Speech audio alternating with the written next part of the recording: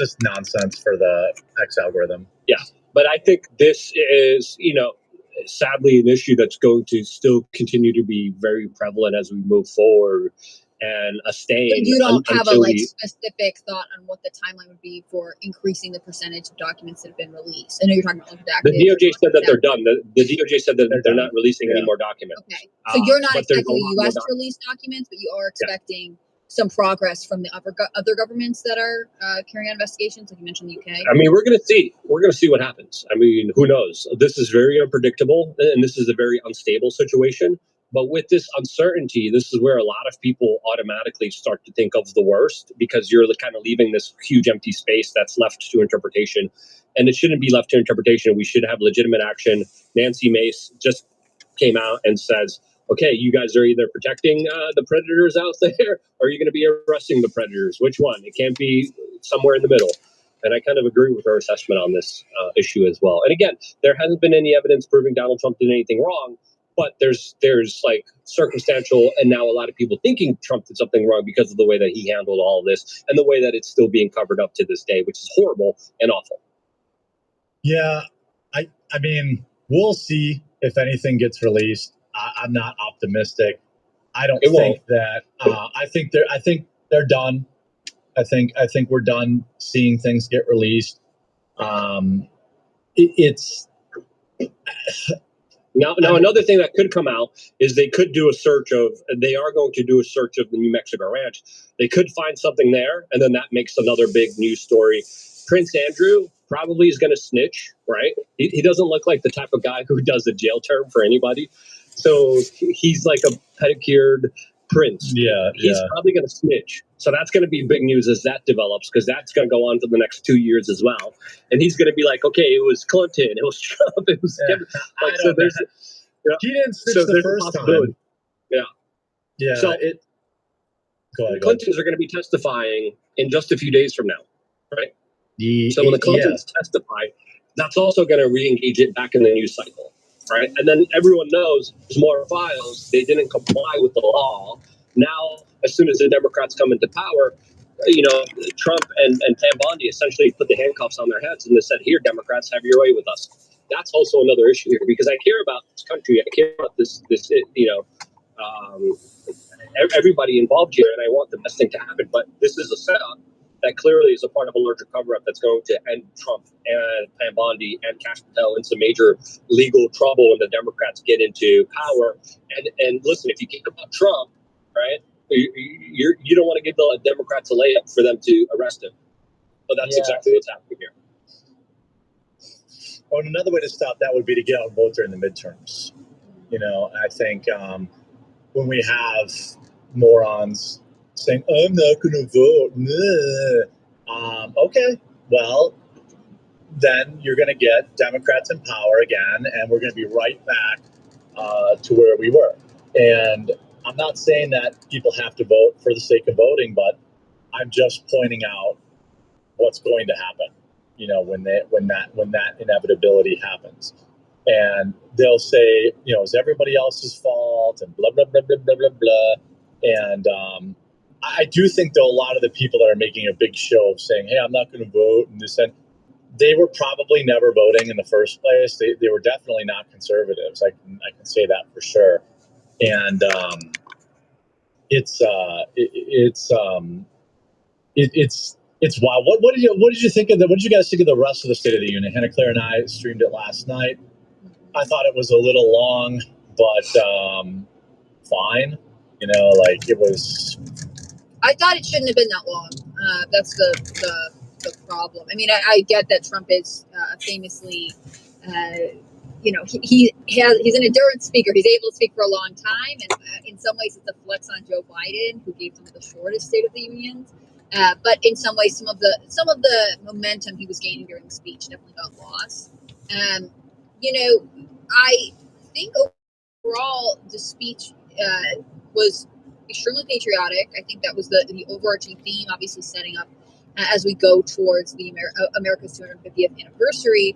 There were some criticism. I know we know the these people are crazy thing is going viral. Yeah, love that though. It's not that it was like groundbreaking, and I think my opinion, you let me know what you think, Jeremy, and of course, it's not that there was a clear call to action for policy going into the midterms. There were a couple asks, like the SAVE Act and stopping essentially trading among congressmen, and eventually his healthcare plan. But overall, it was much more about like listing what has been accomplished, which I don't know, in sort of an intense news cycle, I don't mind. I think it's nice to hear about kind of the direction the administration is going by hearing what they have done so far.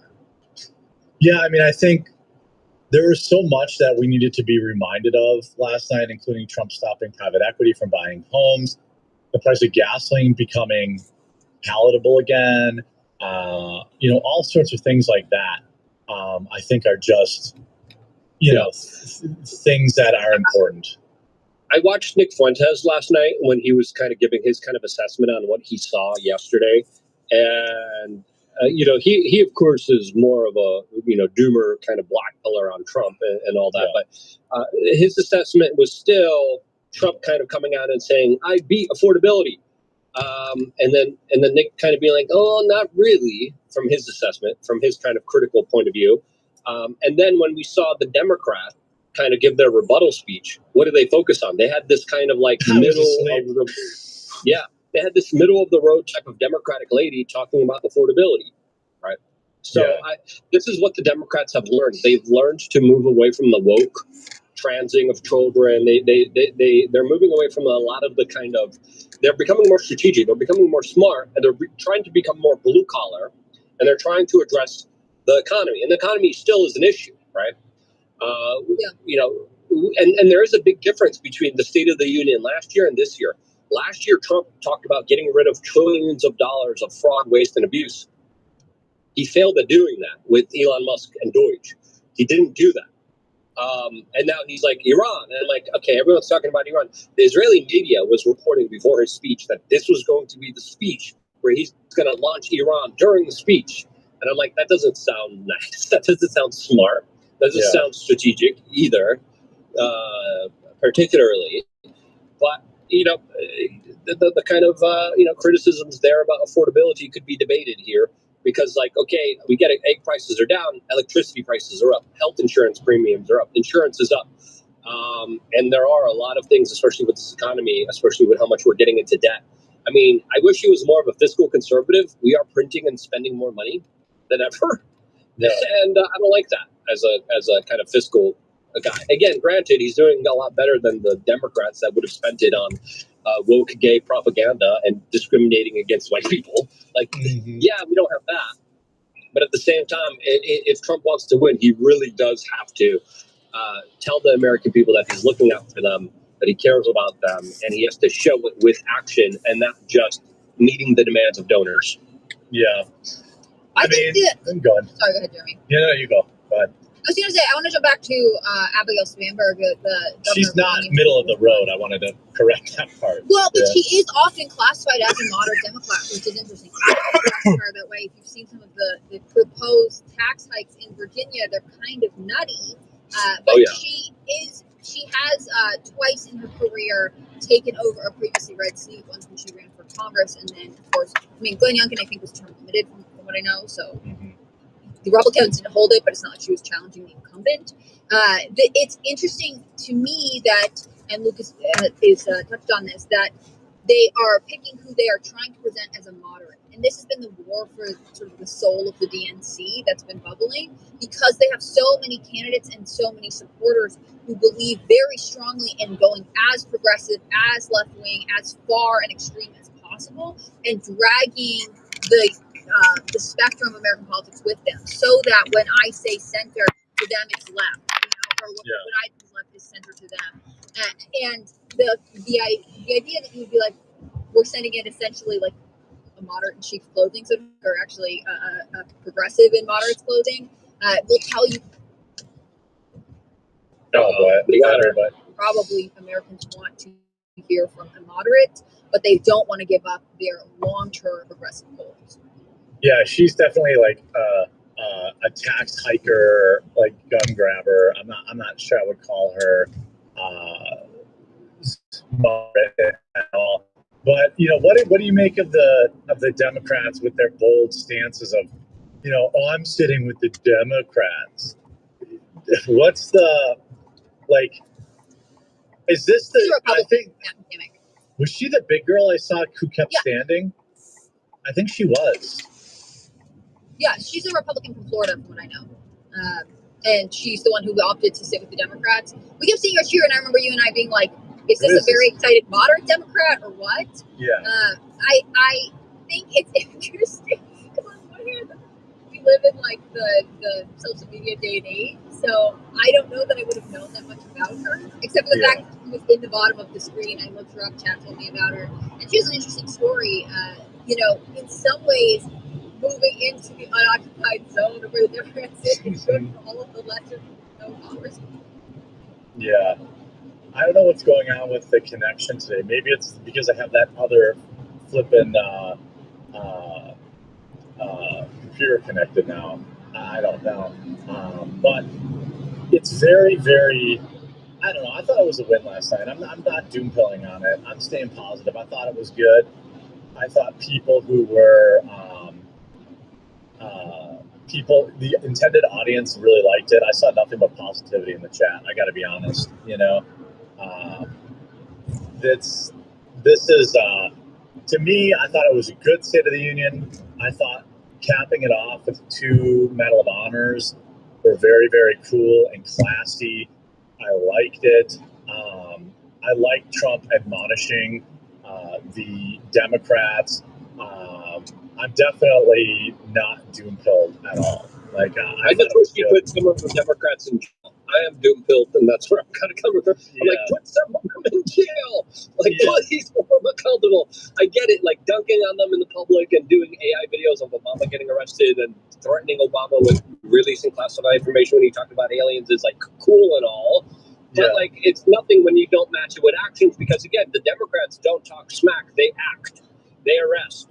They're going to get into, and this is what we need to understand, they're going to get into power, they're going to act, they're going to arrest, they're not going to talk about it, they're not going to give warning, they're going to strike quick and soon, and Trump's going to go down, and then down the line, everyone else is going to go down. There's going to be Bolsonaro, and that's what I don't want, right? People are like, you got TDS. No, I got the opposite of that when I'm trying to pay that attention to the reality of the situation.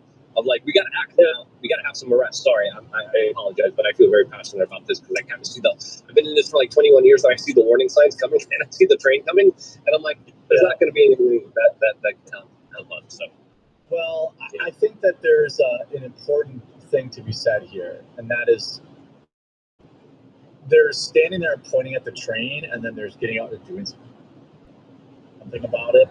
And I just think that what we're seeing from a lot of conservative voters is, I'm sorry for the sports analogy here, but it's like being pissed that your football team won 35-10 and that they didn't win 35-0, or that your baseball team won 3-1 and not 3-0.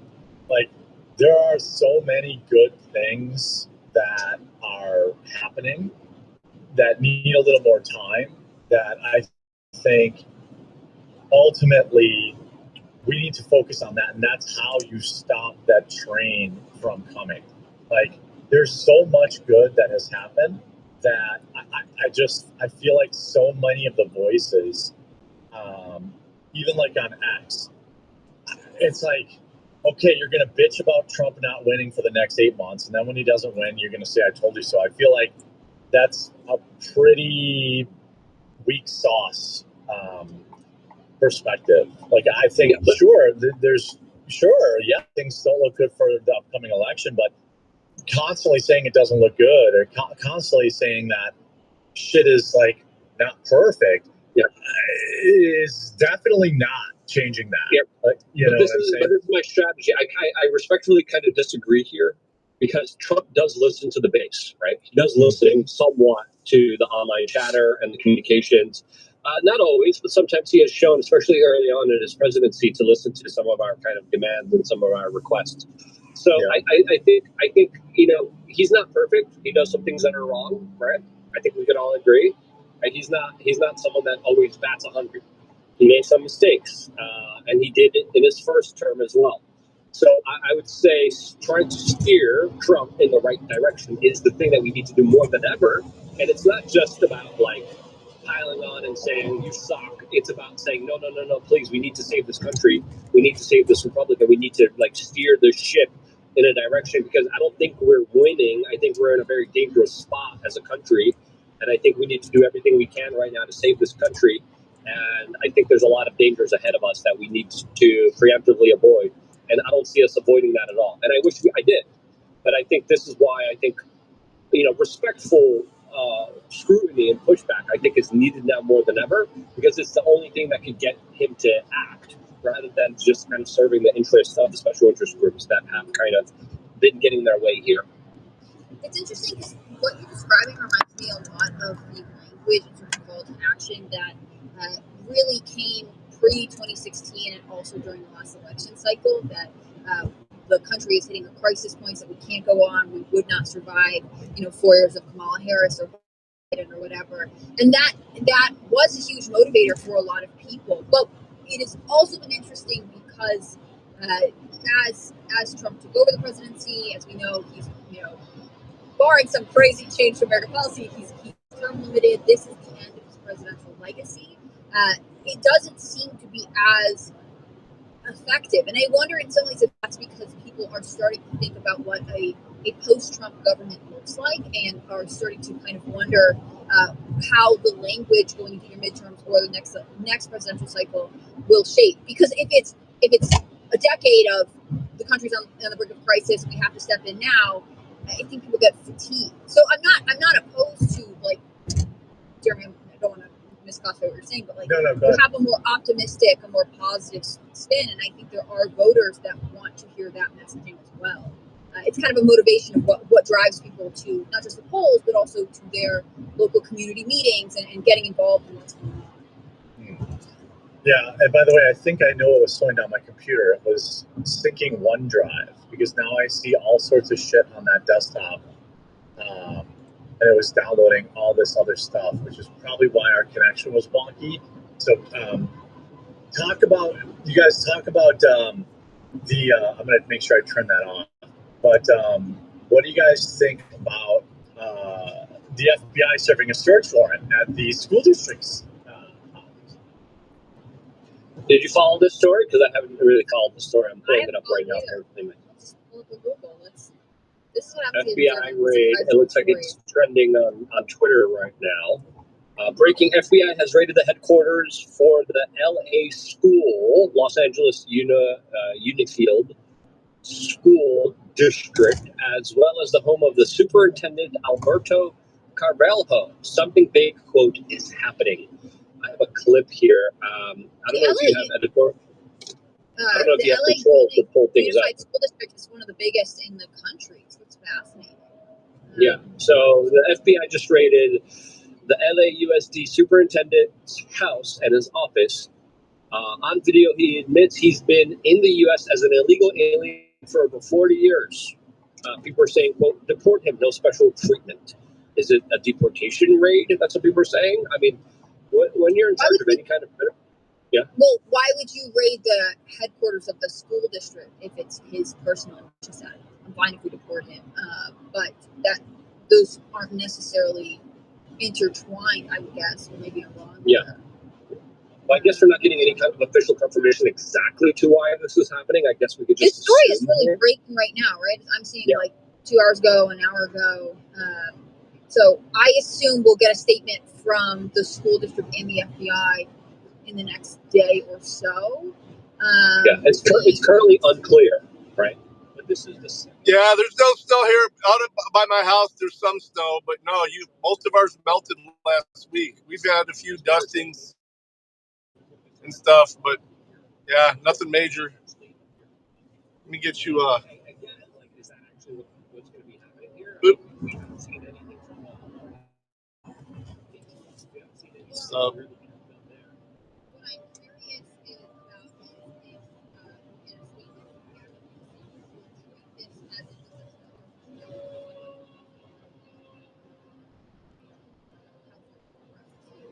hasn't there are a number of ways that that LA school district in California in general has kind of clashed with the Trump administration, especially when it comes to like women in sports. Obviously, this could be an immigration issue. There are all kinds of other underlying issues that could be going on here. I don't know that any athletes kind of battles that have played out across the country would prompt a raid on the school district's headquarters, but I wouldn't be surprised with some kind of fraud. Wasn't Nick Searcy in California recently? Should we call him and see what you think of it? He has. I don't know if you've reported on anything there, but there's a lot of fraud being exposed. Did you see Tyler Oliveira's kind of expose on like welfare fraud? That one got his Patreon taken down, which is pretty wild and crazy. I'm still trying to figure out what the hell's going on there. But there's so much fraud and fraud in a waste specific city, or was he just generally talking about fraud? in a specific city. Which one? Yeah, you guys got a lot of that nor'easter. York. We didn't get much of that one. Because New York is the first largest school district in the U.S., so there's Got more from the previous one. I don't even know. I mean, it's cold. I mean, it's high of 40 today too. So it is things are still melting. How much how independent journalists kind of lead the charge on uncovering fraud, and a lot of time mainstream media is like, no, it's not happening until the very end, and then they're like, well, okay, there were some issues. We'll talk about it now. And you know, there should be a little bit more action here. You know, I think. Personally, but it's going to be interesting to see what comes out of this kind of superintendent raid. Like, we still really kind of don't know. I bet, I guess we could just kind of assume here, but it's interesting because, so far, the FBI hasn't really been known for going after a lot of prominent Democrats. I mean, is this even a prominent Democrat? I mean, he's just like a low-level type of player here, some would argue. I don't know. I mean, again, because it's one of the largest school districts in the nation, it's the second largest. That's a lot of money to control and a lot of sort of social influence. What textbooks, what taught schools, what the sports policies are. I know people say something similar about New York.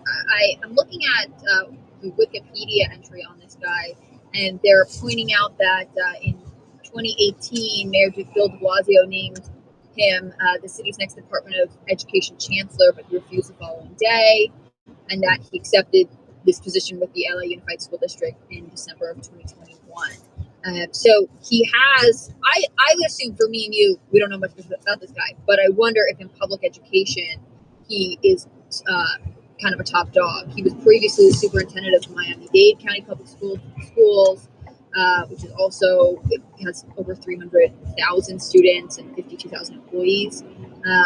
It's sort of a niche specialty, but also impacts a ton of people. So I'm definitely curious to hear more about this. And again, if the raid has to do with his professional position, if it has to do with like embezzlement and fraud, or something to do with the school district policies, or if it's about, like you mentioned, his status.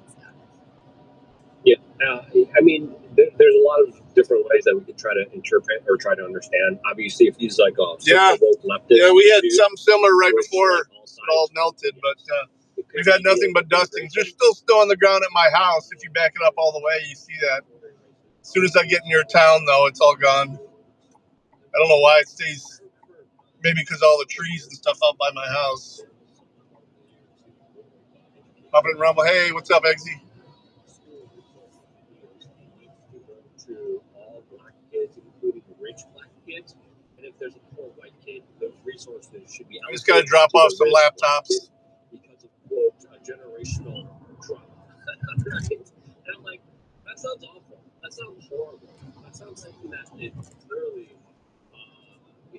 a major. It looks like a police interceptor. It is too. It hasn't really been focusing on that, right? This administration hasn't really been focusing on a lot of the clear discrimination and denying of access to white students to get higher education or to get access to jobs, which they have been overwhelmingly discriminated against within the past few years, mainly because of the kind of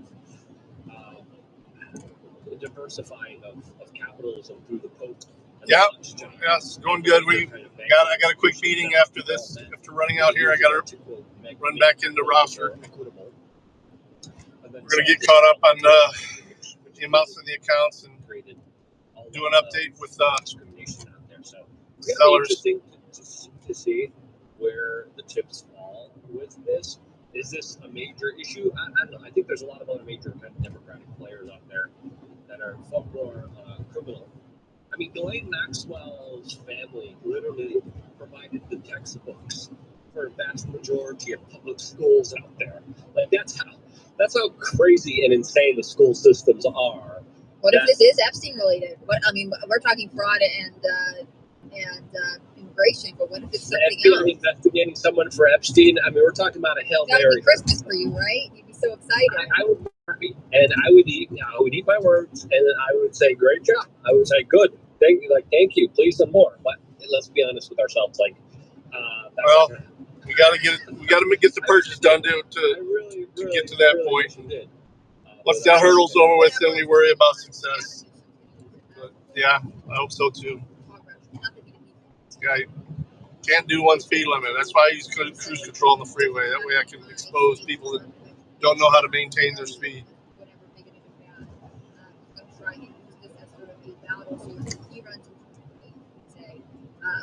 I still write to Trump bullied our public school students or something like that.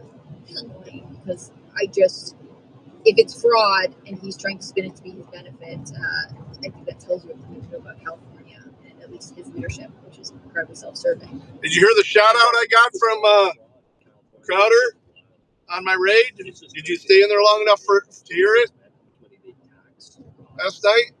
People there, and like, there's no way everything gave me a shout out for raiding them. There absolutely is high level corrupted individuals that are clearly abusing their positions of power for their own personal gain, for their own personal wealth, for their own personal ambitions that are purely power and money motivated here.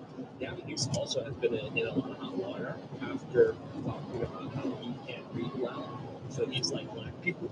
I gotta go back tomorrow. It's right around 3 hours into their stream, so or later on today if I remember and clip that.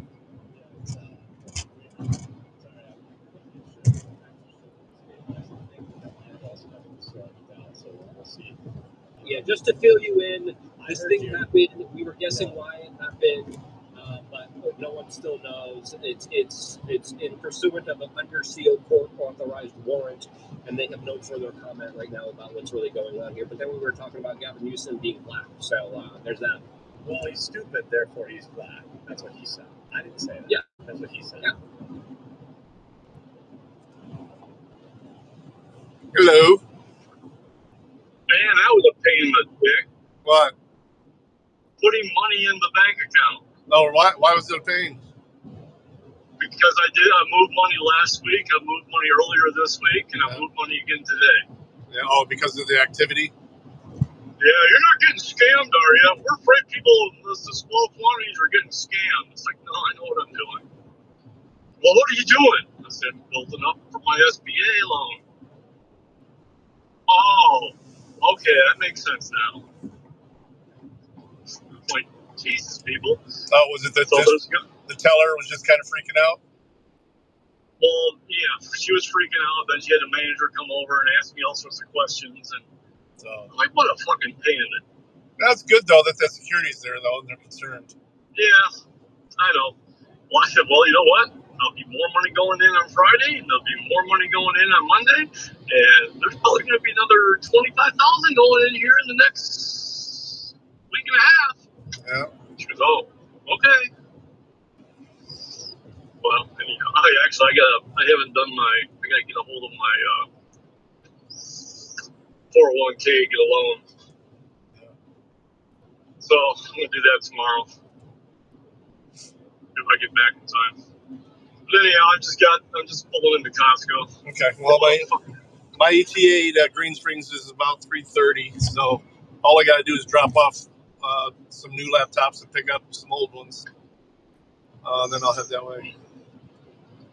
All right, so you'll be here probably around 4:30ish. Yeah, 4:30. Well, I'll have a couple of beers in me by then, man. Well, Yeah. Sounds like you need it. Dude, I'm just tired of people today. And then Paul tried to call all. I told Yeah, him, you but told me he was all just checking up. And I'm like, dude, I don't want to think about it. It's just good to get back to work so I don't have to think about it. right. Fuck it. But we ended up the call on talking about bourbon, so that was a good thing. There you go. You know, fucker just picked up the bottle of Eagle Rare, but he's paying $90 a bottle. Up in Michigan? Yeah. $90. That's I mean, off, it's a $45 bottle. that's off the shelf there? Yeah. Oh, wow. That's, man. And the taxes are crazy up there. Yeah. So, yeah. I mean, when we get to the point where we have Eagle Rare, I'll start hooking them up. But until then, no. yeah. Oh, no, yeah. We gotta get to the point where we're serving it, so. Oh, fuck yeah, baby. Oh, my God, that's ugly. A matte black Tesla truck. So, all right, dude, I found a parking spot. I'll talk to you in a bit. Later. See you.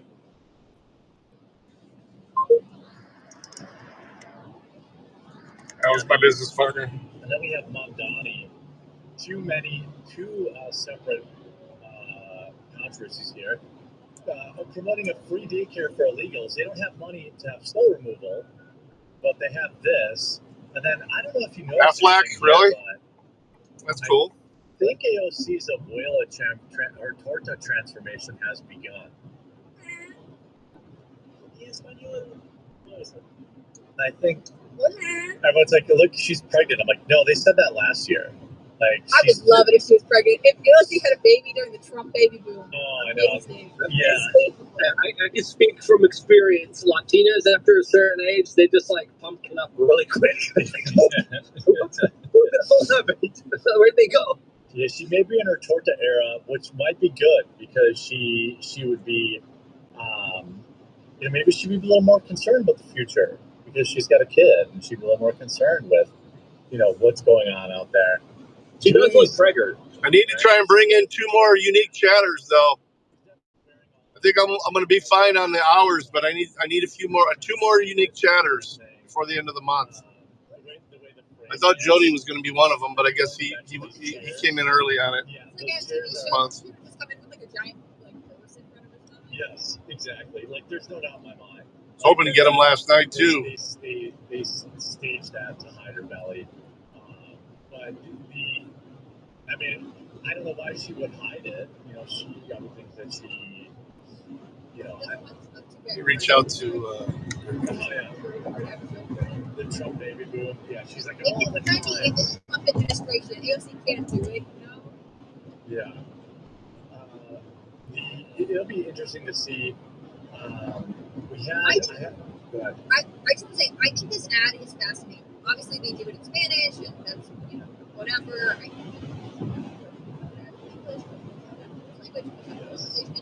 But also, she says in this, Lieutenant for a free preschool, pre-K, if regardless of the parent's income, occupation, or immigration status, and I just want all of the moms that are working hard out there who don't get this kind of treatment to say, when I am paying for your child's childcare, also like why would we celebrate having people come with resources and just act like this is normal? I think New York is such a strange place.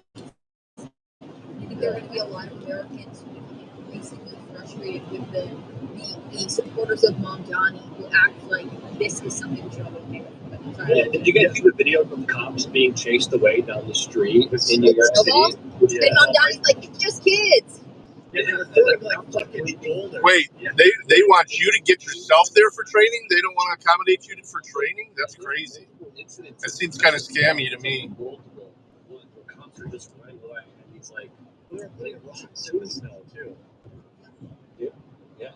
A couple officers got injured. Yeah, I think that much in the way of California. Something doesn't sound right with that. And Seattle Portland's collapse was especially effective for Republicans to point out during the presidential election. We have Minnesota and New York. Like, Republicans just need to keep showing all of these, these socialist, like dystopian, garbage communities, and start interviewing a bunch of people who live in New York, and like, hey, yo, I thought we were supposed to get free stuff, and this, this raised our rent went up. That's crazy. And like, they just turn those people into ads and run it. Now, Kamala Harris did say she's not ruling out running. In a offhanded remark, I think she should run. It would be amazing. I'm not ruling out running. She is 100% planning on running unless anyone can possibly stop her. Exactly. I'm not ruling out not running. This is her goal for sure. Yeah, there's no. That's why she didn't take the governorship. She viewed it as a step down. She's like, I got 70 million votes. I want to make sure I can run again. And there are enough people that like staffed her campaign, political consultants, who basically afterwards went to her and said, this was your moment, and Joe Biden did not tee you up effectively. Yes. And he should have stepped down, and you were wrong, and you go again for all the black women in America or whatever. And she believes that. A lot of it is ego. I think she gets blown out in the primaries. I think she loses to Gavin Newsom. I think she loses to John Fetterman. I think she loses to Jon Stewart. I think she probably loses to Stephen A. Smith. Now, I'm putting out crazy long shot people who are running, but when you have a primary open, she's not good. Yeah, you get, like, when primaries open. When Trump ran in the first primary, people are like, what in the hell? There's like 20 guys on stage, and he was like down on the very end. There's going to be Democrats that are going to be on that stage that are going to be like, this bitch went through $100 billion running for president and couldn't even defeat the Orange Man. I can defeat the Orange Man. She'd have to run up against her disastrous policies. She'd have to run up against the Democrats' very clear and defined push to get back to like non-radical candidates. A very middle of the road Kamala Harris had a better chance against Trump. Oh no, I like Affleck. Tackle and trans rights and all this shit. I've got an attachment on my regular insurance though that does what Affleck does. But yeah, it's a great program, especially if your insurance doesn't cover it. Left doesn't vote either. They say they do. They go on acts and they say they do, but they don't. And it's still the independence and the activating your base is what matters. And Kamala Harris will 1,000% be in the primaries. Like, there's no doubt about it. And it will be a bloodbath. Oh, it's funny. I agree. No shot. Stallmeyer missed indoctrination is the same thing, man. She was in bed most of last night with sinus. Get the national name recognition and then cold. Potentially be a VP. And there is no way she would be doing the NyQuil dance. She is not going back. No. And she does. I just messaged her before I left. She's. To make it as their primary candidate. We can do the same thing today. Come home, lay down. Semi-successful Republican, and so she is just at the end of her political career, whether she wants to be or not. I love the fact that she was. Dayquil during the day, NyQuil at night. I didn't think she was the best pick by any means, but they had a certain look that they were going for, and so they picked her. And, black and female, and the fact that she got to the White House at all is a miracle, and she should just go do the speaking circuit, live a big. They taking your black jobs. Not really. They are obviously jobs that they want us to go back to. Just work in the field, all right? Those immigrants that come into our country, they work the field, something that we ain't done in a long time. Clearly, he is trying to make us go back to the field. The fact is, ain't none of y'all trying to go and farm right now. He not. We done picking cotton. We are. You can't pay us enough to find a plantation. There was the orange. I gotta tell you, it pains me to put these montages together, and I try to keep them relatively short because people's attention span, not pointing any fingers, mine is pretty short as well. You get bored after about 2 minutes of the same thing. Can you understand what Jasmine Crockett at the end literally said. There was the old trope back in the day. It was the arguments. Yeah, I need about 80 hours and 2 It's not unique my chapters. arguments. I'm not saying these words as though they haven't been said before. Go back and read the history of them. Publication from April 30, 2012. Moral priorities. If we free the slaves, who will take the colony? These were arguments that were actually raised in opposition to abolishing slavery back in the day. What did Jasmine Crockett literally say? We need illegal aliens because black people aren't going back to the fields to do these types of jobs. What did Adam Kinzinger say? We need illegal aliens because we need those little fingers to screw in things because Americans won't do those jobs. What did Jerry Nadler say? We need illegal aliens to pick the fields, otherwise our fruits and vegetables are going to rot. What did Joel Osborne, I always get named for Osborne, whatever her name is. If you kick out all that, who is going to pick up points? And the first one, who was the first one all of that? The governor of Wisconsin. When I published that and I posted, I say, Yes, you are unique, sir. Talking about how they support I'll give you that. because that's what it is. There's no hemming and hawing. There's no weighing your words. What they are promoting, espousing, and putting it to policy is modern day slavery. I guess the only caveat to that is it's true. It's not only Democrats. There's an element of the Republican Party that exploits illegal sex work. But then I got a little nervous because when I posted that, and I was like, oh crap, the Tony Evers, the governor of Wisconsin. I was like, oh, maybe he's Republican and I screwed up and now Viva's going to get fact checked. No, Tony Evers is Democrat as well. They have no problem saying it. And they have no problem basically admitting that it's a replacement of sorts. We're not going to make those jobs worthwhile. We're not going to treat those jobs as transitionary training jobs. We're going to import illegal aliens, open the borders, then build an economy on exploiting of those people, and then say we can't shut it down now, we can't kick out all the illegals, because we built an economy off exploiting people who are vulnerable and trafficking humans for the purposes of exploiting for cheap labor. And they say it. And they say it over and over again to the point where the montage exceeds 2 minutes, but I keep it down to 2 minutes because I don't want to bore it. And I say that because they're hypocrites. I mean, they don't care that they are being hypocritical from safely joining Bitcoin. That is not an endorsement of Bitcoin. It is in your face, egregious. And it goes from it's not happening to it is happening, and it's a good thing that it is. The borders aren't open. Illegal immigration is not a problem, but we've built industry on it. And according to Tony Evers right now, if you kick out illegal aliens, if you prioritize American citizens, well, the entire economy would crash overnight, and he should know that. Viva Fry, former Montreal. This guy swung out. How goes the battle? Get in front of me. Jeez. We are and or should be live on vivabarneslaw.locals.com, where we are, where Bill Brown says modern society is now based off human suffering. Offshoring jobs where there are no labor laws is just slavery. I'll bring this up here. We have a great, wonderful community. Ali Michael says, hope you're all having a wonderful day. I heard from Mitty. It's an amazing thing. Not directly. Slavery to some extent.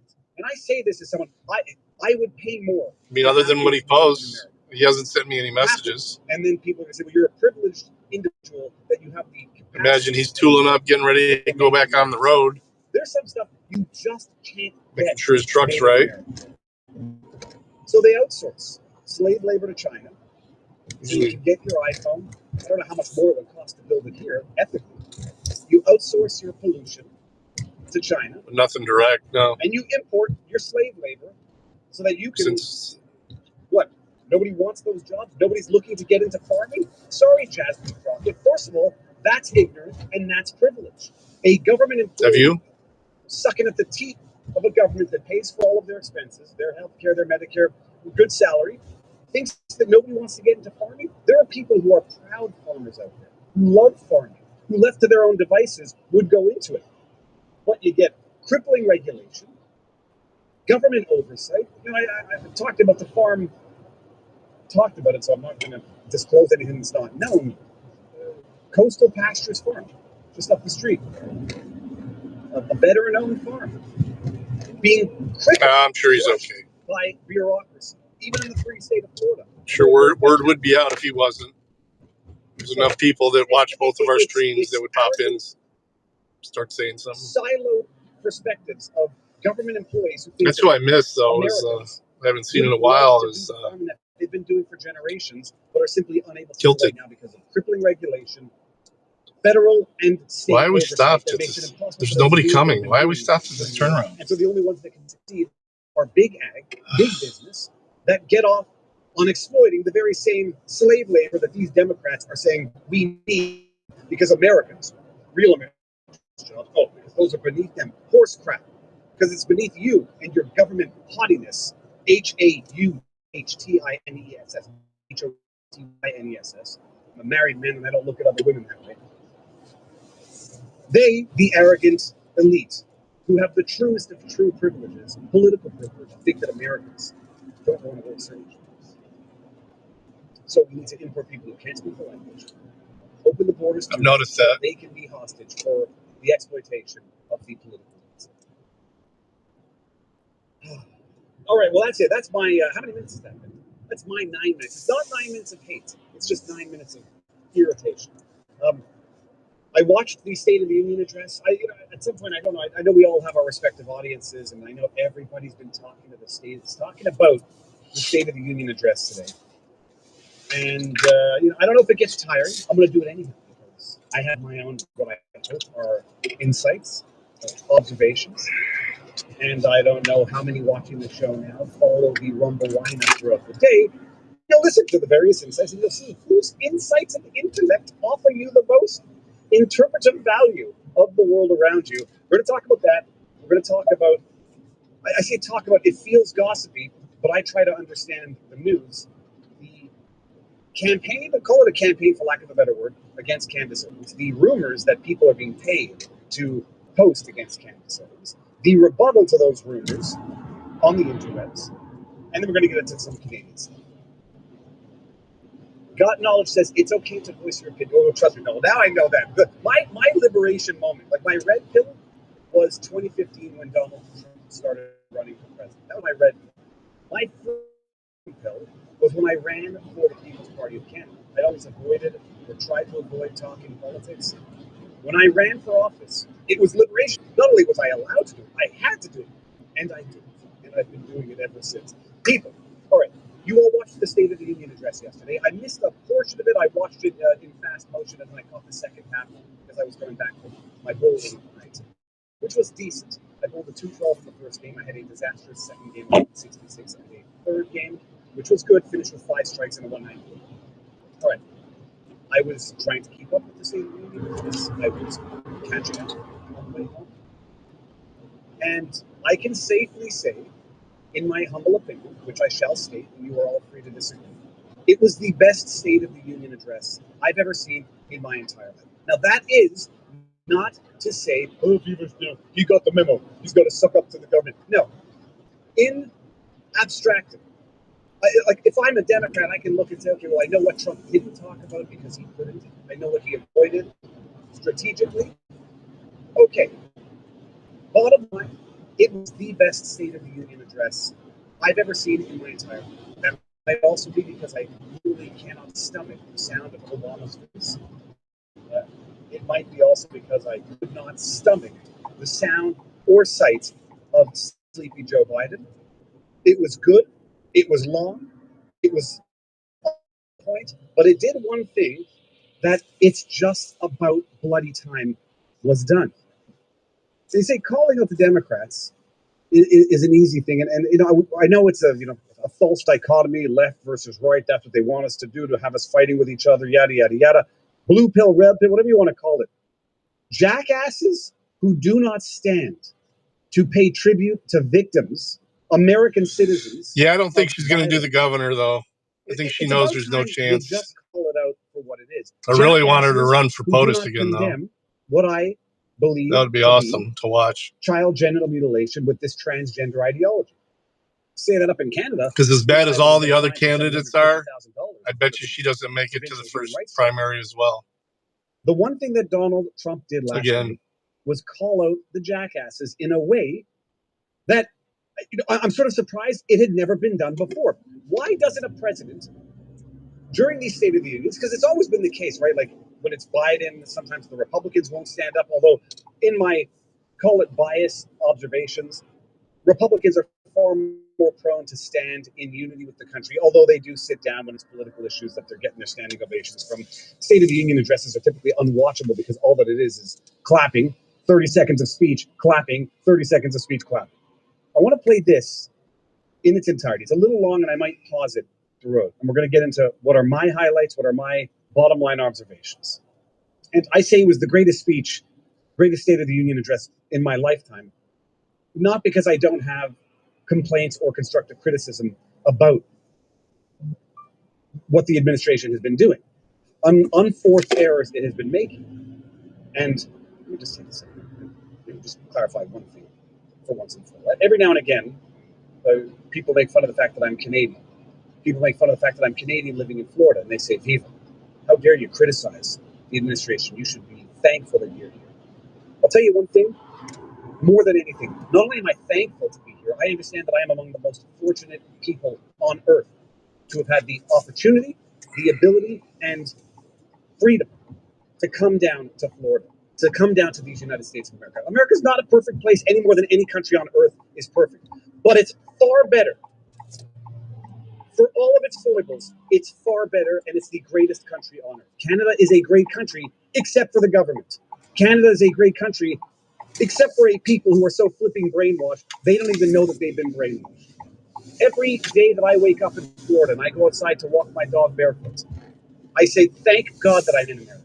Thank God that America exists. Because if it didn't exist, there would be nowhere else to go in the battle for freedom, in the battle for freedom of speech, in the battle for individual rights.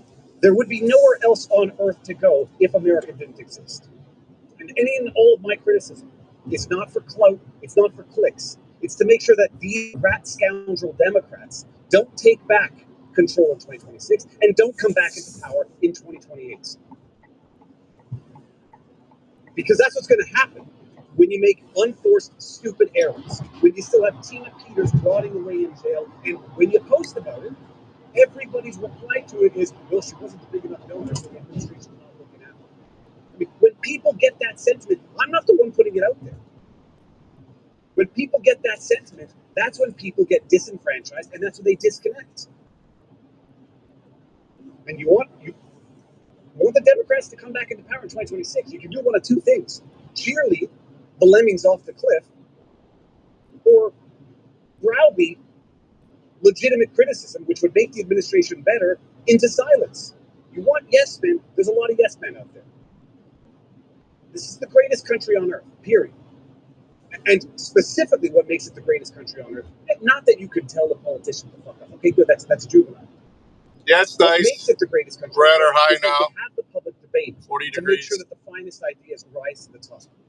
And that you don't get bogged down in yes men, partisan hackery that just results in mistakes being made, nobody saying anything, and then a shift of power, and then a shift of the narrative. Oh, well, it was always bound to happen. That's how the pendulum swings. Sometimes the pendulum swings so far it falls over. And if Kamala Harris had gotten into power, the pendulum would have fallen over, and I would dare say that a great many more people would not only still be in jail, more people would actually be going to jail. But for the grace of God, this man is the president of the United States of America. That doesn't mean that everyone should just shut up and thank their lucky stars. You got to make sure that the opportunity and the progress is not squandered come 2026 and reversed come 2020. With that said, just a single long human lifespan separates the giants who declared and won our independence from the heroes who stand among us tonight. Everything our nation has done, everything we have achieved, has been the work of those few great lifetimes. Those brief chapters, Americans built this nation from 13 humble colonies into the pinnacle of human civilization and human freedom. this is beautiful. And I can understand there's people out there who just can't stand Donald Trump's voice or face, and they look at this, probably hear it the same way I hear Joe Biden or Obama. If you're an Obama fan, you put these words to Obama's inflection, and you would say it's poetry. He's talking about how the fact that he had, I don't want to say octogenarians, that's not the right word, it might be supposed to get more. People who were 100 years old in the audience. And he was saying there was only a breath of a generation between those men's birth and the initial generation of freedom-loving patriots that made America. The strongest, wealthiest, most powerful, most successful nation in all of history. Americans ventured out across the daunting, dangerous continent. We carved paths through an unforgiving wilderness, settled a boundless frontier, and tamed the beautiful but very, very dangerous Wild West. From empty marshes and wide open plains, we raised up the world's greatest cities. Together we mastered the world's mightiest industries, shattered history's monstrous tyrannies, and we liberated millions from the chains of fascism, communism, oppression, and terror. You have to appreciate this. And you appreciate the one screen, two films. The level of indoctrination by an America-hating left wants you to be ashamed of this history. They want you to be ashamed of Americans' accomplishments, America's accomplishments, not just in founding this country in terms of what it is, not just in terms of establishing a constitution that's replicated or at least imitated throughout the world. Science, thought, culture. And they want you to be ashamed of it. They want you to feel bad for everything that happened up until today so that they can destroy it because they built nothing. Americans lifted humanity into the skies on the wings of aluminum and steel, and then we launched mankind into the stars on rockets powered by sheer American will and unyielding American pride. We wired the globe with our ingenuity. We captivated the planet with American culture. And now we are pioneering the next great American breakthroughs that will change the entire world. And I'll pause it here. I don't even know if anybody in the chat said it because this screen overlays on my screen and I can't see the chat. Some people are going to say, he says this during the State of the Union, and then in an interview with Laura Ingraham, I forget if that was her, he says, we're lacking skilled labor, so we need H-1B visas.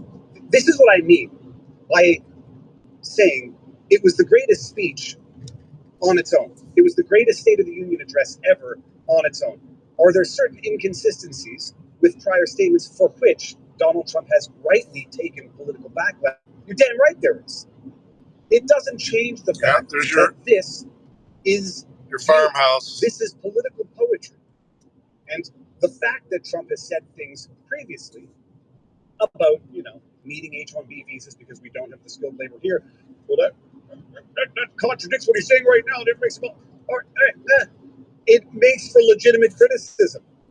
You don't say that you lack the talent, the intellect of a country of 350 million, so you need H-1B visas, when you acknowledge that this country is specifically what it is because of the people that founded it and the people that curated it into the greatest democracy on earth. So, standalone, greatest speech ever. This is political poetry. Let's continue it.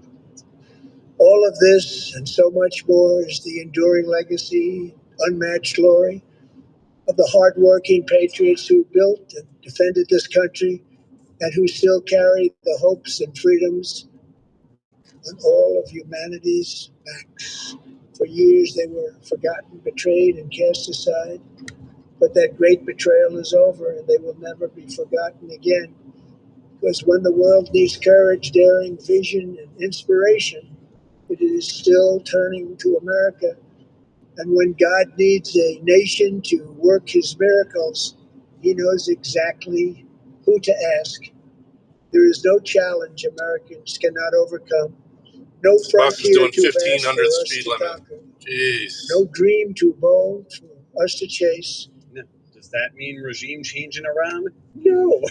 Does that mean regime change in Venezuela? Maybe, if it doesn't come as too much of a cost. Does that mean appropriating Greenland?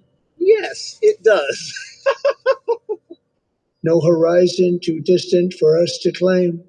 For our destiny is written by the hand of providence, and these first 250 years were Yeah, they just must the be doing some beginning. work up ahead because it's a From the one lane. rugged border It's got towns of those Texas to the heartland a one villages of lane red light. Michigan, We'll from see the in a minute. sun-kissed shores of Florida Looks like to they're the working on the endless culvert fields of that the goes under the road up Dakotas, ahead. and from the historic streets of Philadelphia to right here in our nation's capital, Washington, D.C., the golden age of America is upon us. Now, it's good, it's invigorating, it's inspiring, and now it's just got to translate because you are going to have people on the ground saying it's nice to say, but we need to start seeing some of that manifest in reality. Certain prices are coming down. People might be hearing this and saying, yeah, but we're seeing a little bit too much emphasis on foreign interests and not American interests. The revolution that began in 1776 has not ended. It still continues because the flame of liberty and independence still burns in the heart of every American patriot. And our future will be bigger, better, brighter, bolder, and more glorious than ever before. Thank you, God bless you, and God bless America. It burns in the heart of every patriot. And you know whose hearts it was not burning in last night? Those disgusting Democrats who refused to stand for the most obvious moments of unity. That was damn good. It was beautiful. And can you believe that Donald John Trump is going to be 80 years Yeah, old? Actually, it looks like they're putting in a new pole over here across the street. June 14th. Hold on one second. When is It's Department of Transportation, so. Well, I dare say Probably not Bastille a Day poll. is. Oh, it's July 14th, not June. Okay, my bad. Yeah, the man's 79.6 years young. And you compare that, and you compare him, don't even compare it to Joe Biden. There's no point. It was beautiful. Now it's got to materialize, and they've got to start implementing this American greatness in a way that Americans actually absorb and believe is happening, because it's one thing to be told what's going on, and it's another thing to see it for yourself. And people tend to believe their eyes more than they tend to believe the world. Yeah, but the media will what you do not back them up no matter what. to see was the Democrats being Democrats. Everybody is now in love with John Fetterman because he stood, he did the ovation and broke ranks with his Democrats. They're crazy. Like, this is where, at some point in time, you just have to call people crazy. Like, for instance, people don't swear. At some point in time, you just have to tell people to fuck off. Like, that's so crass, you should express yourself. No, at some point, there's no level of intellect, there's no level of rhetoric, there's no level of persuasion that's going to tell someone why they are retarded. There is no level of rhetoric that's going to tell people who believe in exploiting the mental vulnerabilities of children to mutilate them for life. There's no way to tell them anything other than, you're crazy. You people are crazy. Nobody stands up. These people are crazy. I'm telling you, they're crazy. This was after discussion on transgenderism.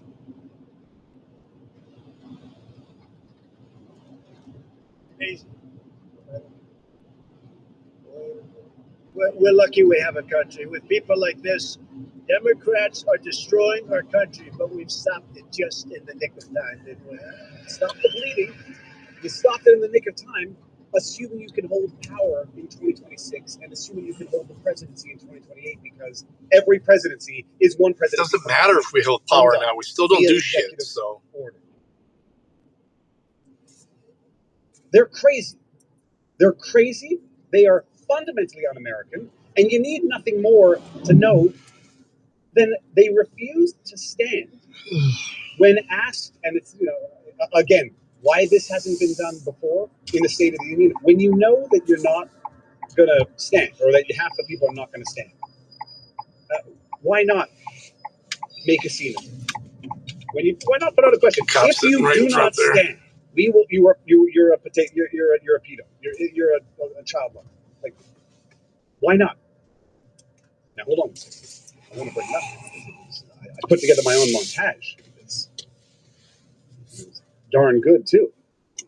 When you know that they're not going to stand, why not say something funny? Hey, I won't be hyperbolic, but anybody who doesn't stand likes illegal activities. And they don't stand. Okay, so check this out. I added my own, to let everybody know exactly what we're doing.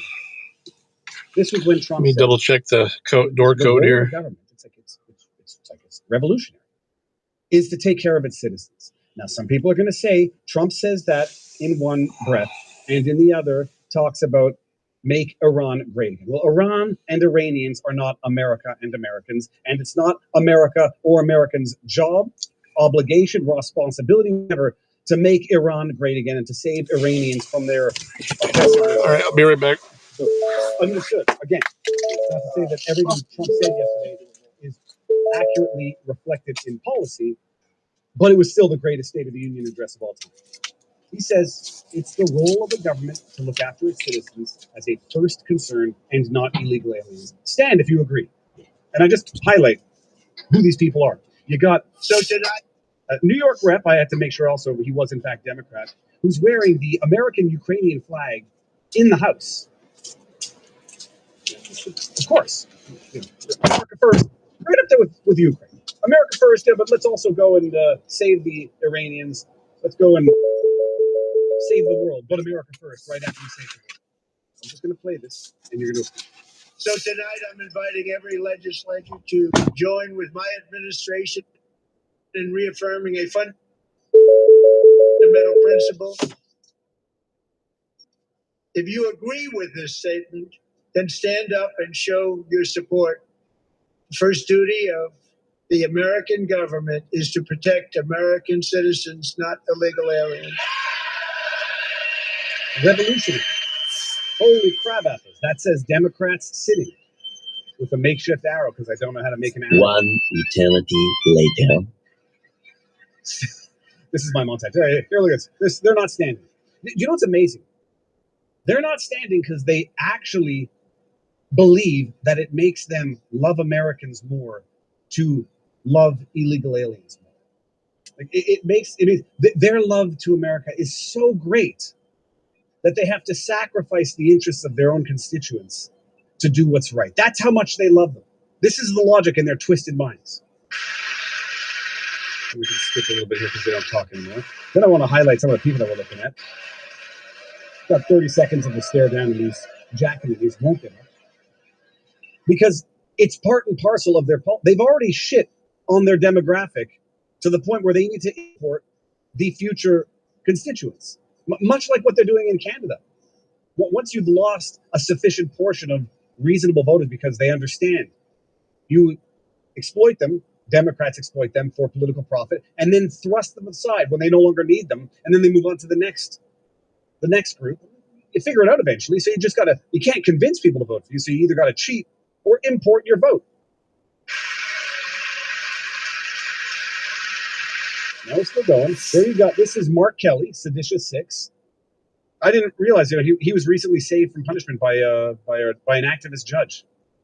So you got Mark Kelly, Seditious 6. And then who do we got next? I think we got the other Seditious 6 sitting next. Yeah, that's right. What's her face? Slotkin. He won't stand up. Then you got Alyssa Slotkin sitting right next to him.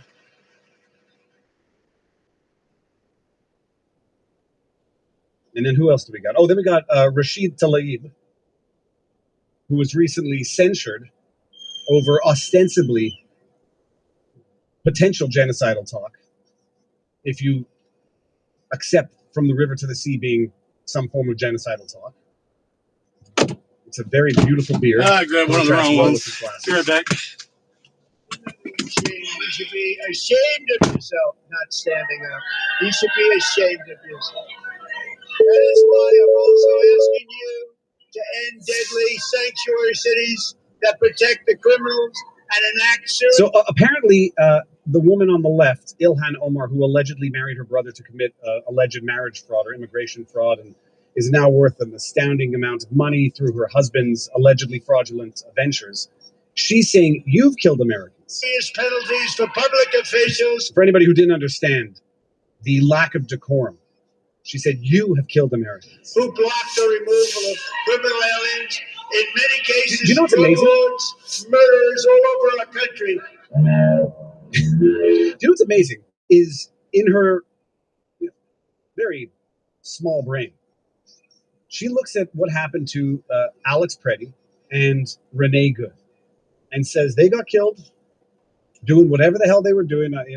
We've gone over that at length. They acted stupid and suffered disproportionate consequences for their momentary stupidity. But she says, oh, that's Trump who killed them. And when you line up the Americans who were killed by illegal aliens, following Ilhan Omar's own logic, which is twisted and superficial in any event, you would have to therefore conclude that Democrats have killed far more Americans by allowing illegal aliens to flood through the borders and commit atrocious crimes against Americans, for which they don't even stand to pay tribute to the victims' families, is how demonic they are. But that's it. I mean, at some point, they are crazy. They are fundamentally anti-American, and it's about time someone uses the fact that they're not going to stand in order to call them out and make them look like the idiots that they are. The only problem is they are the heroes in their own minds. They didn't stand out of righteous indignation to Trump. They love America so much, they need to be virtuous to the point of their own detriment. It's suicidal empathy. We love America and Americans so much, they have to understand what we need to do to be good Americans, which is to look more after illegal aliens, even if it means, the occasional American gets raped, murdered, stabbed. Whatever.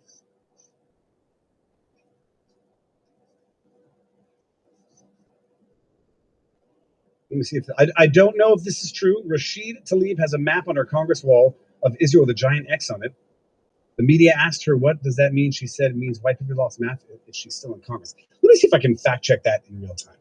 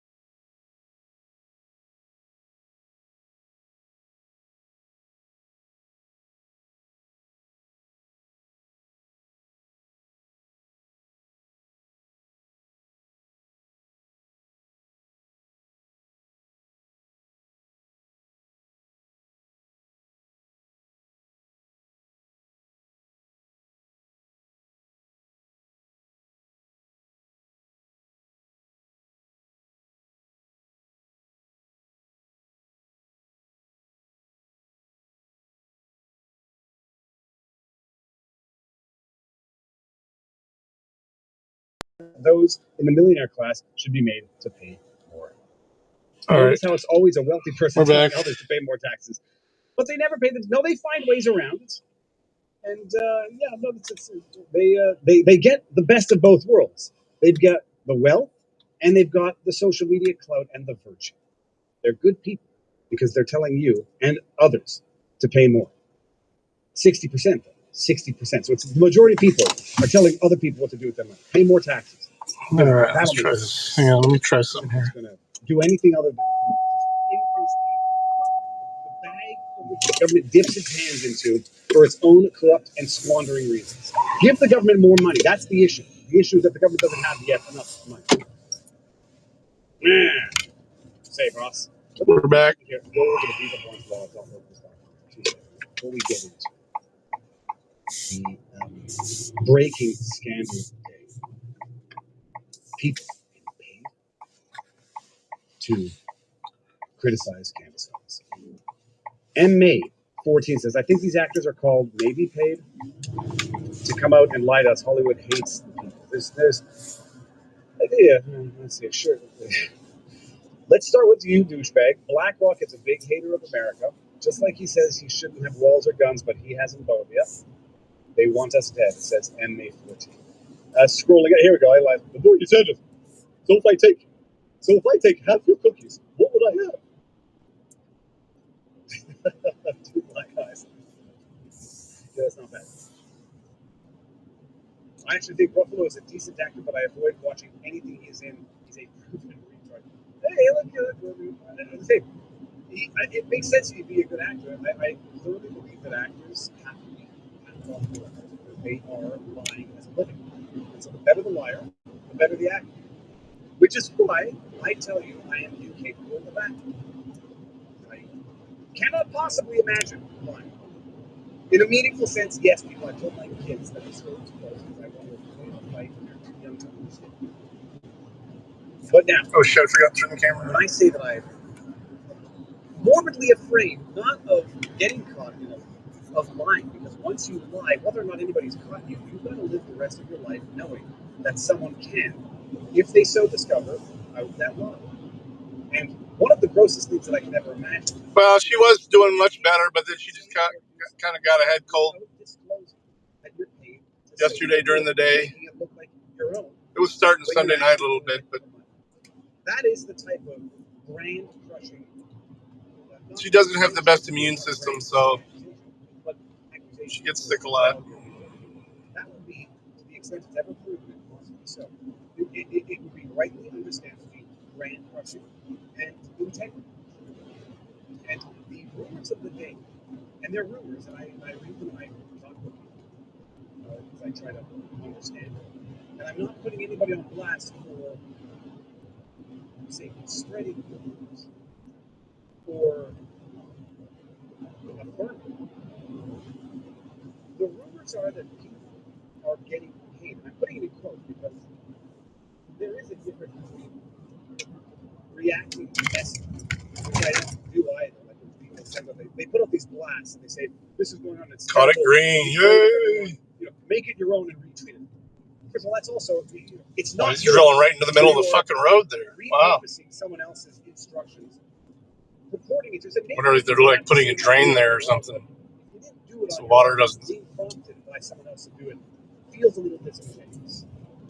Let me break this out for 1 second. This is the full transparency caveat. I get a lot of text messages and links, and people DM me tweets. Can you read the amount that I don't retweet?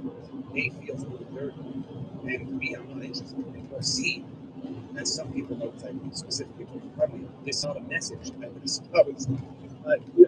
People send me stuff all the time, and it once was revealed that someone would send me a tweet of something interesting, and I would retweet it, but not with any messaging instructions, retweet with notification, and that the analytics for my retweet, this individual was factoring into his or her own selling material in terms of selling his or her reach. Was factoring in. I was like, holy shit! You were using me, and you never even told me that you that you'd be doing this. And when that was discovered, if this account would have just that people are underhanded, then feel bad because I still only retweet anything that I find interesting and don't what I don't. But this is how some people operate in the influence sphere, for lack of a better word. It's all metrics, and to the extent that they can get amplification. That is a nice looking farm, though. Wonder how active it still is. So. A lot of those buildings are pretty old. Although the silos look relatively newish. I mean, obviously they have lots of fields around, but I don't know how much of it they actually own or work. Disinformation, misinformation, intention doesn't matter. Objectively wrong information. Look it up. Jeez, this is a brand new house here with this big old pole barn garage. I was offered money today to say like that garage. Canvas and I turned it down. And this is from yesterday. Now, the internet being what it is, and people's reputations and histories being what they are, we're going to take things with a grain of salt. We also going to make sure that this wasn't intended to be satire, that people then repeat, not appreciating it was satire, tongue-in-cheek, glib, sarcastic, whatever. So Matt Wallace says he was offered money to say bad things about Canvas owners in each term. And then you'll see how the potential silo of information laundering takes foot. You then have other people publish this and then sort of launder what might be inaccurate disinformation or something that was misunderstood. Cuckter, who's not Cuckter, and I do wonder if this is a copyright breach.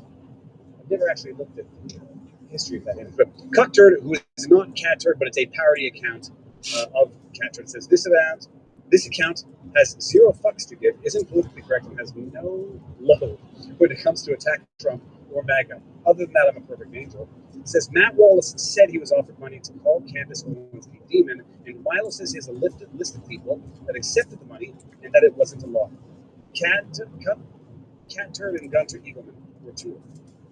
This is what Milo said. Did you take money to call Candace Owens a demon on X? If so, we want to hear from you. Let me rephrase. I got my hands on the list. Fess up now or I'll name you later this week, alongside the pathetic, pitiful sum of money you accepted to do it. Candace says, oh, I'm here for if that's the case, I would also like to see it. But now you see how disinformation later, Jody. Get laundered into real information. Even Dirty said he's going to try and jump in for a little bit before we end. Hopefully he makes it before the end of the stream. If not, occasionally put out tweets that are sometimes hyperbolic, sometimes more or less accurate. Everybody's guilty of it. It happens to everybody. What might not be true of everybody is corrections, retractions, and whatever. He tweets out, breaking.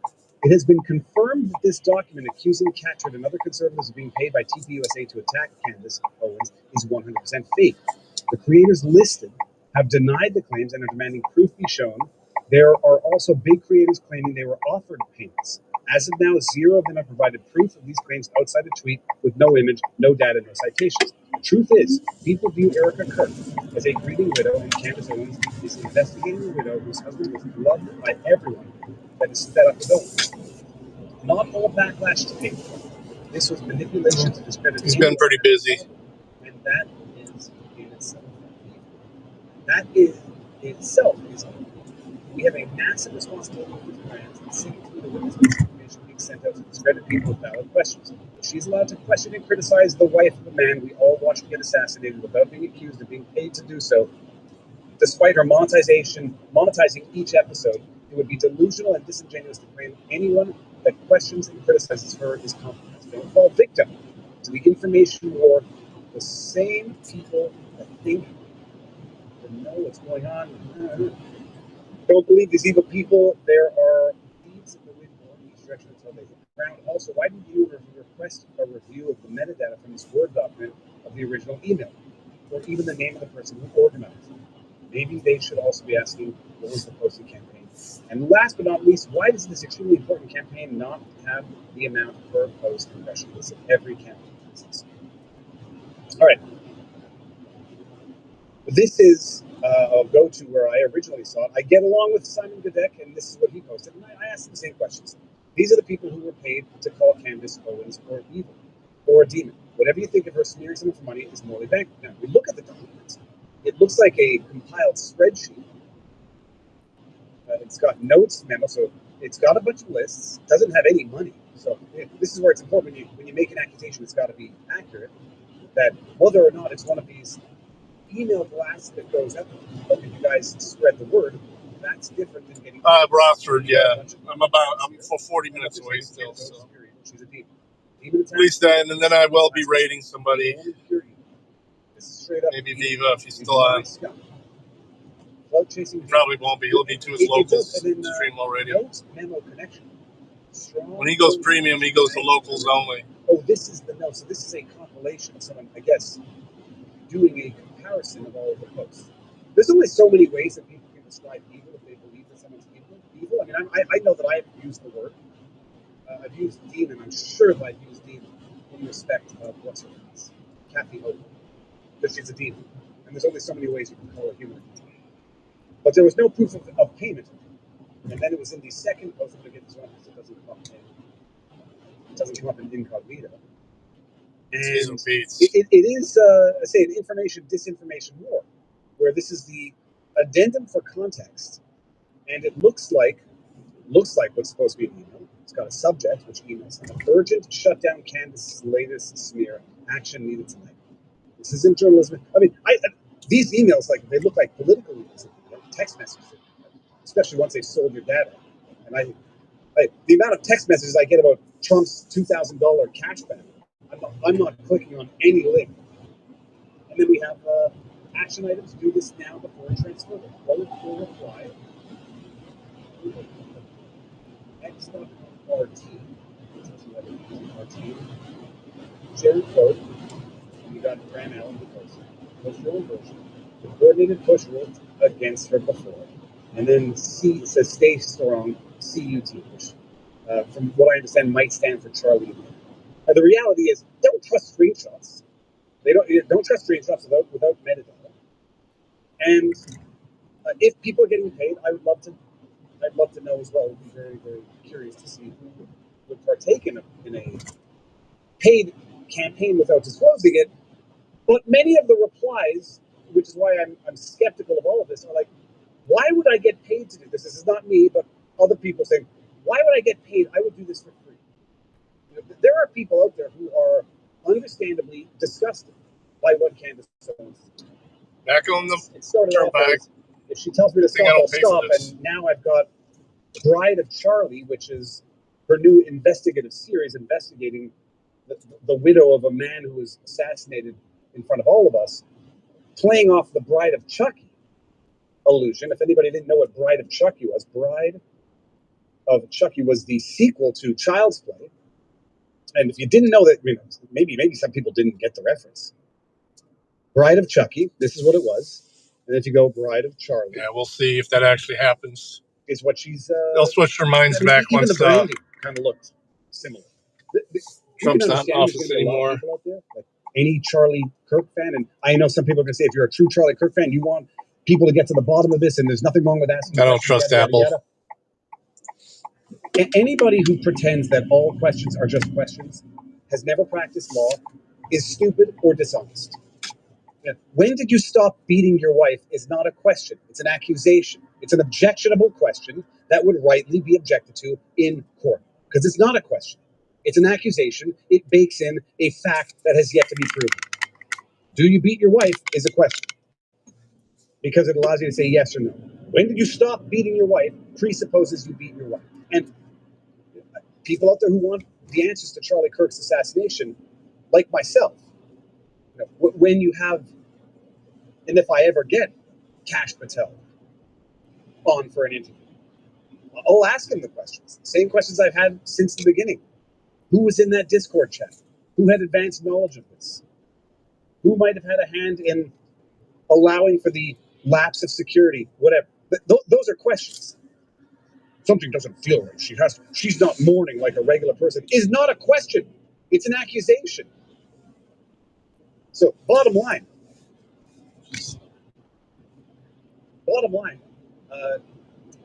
you can understand that there's going to be a lot of people who are going to, of their own volition, and there's only so many ways of calling what you think evil, they're going to use similar language, similar verbiage. I would be curious to do a comparison between posts about Anthony Fauci. They're all going to, evil demon.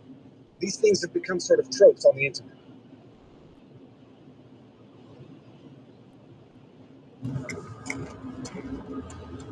All questions are just questions. No one wants to tell us what she's lying about. Not lying. I'm not going to impute lying. Nor am I getting into it.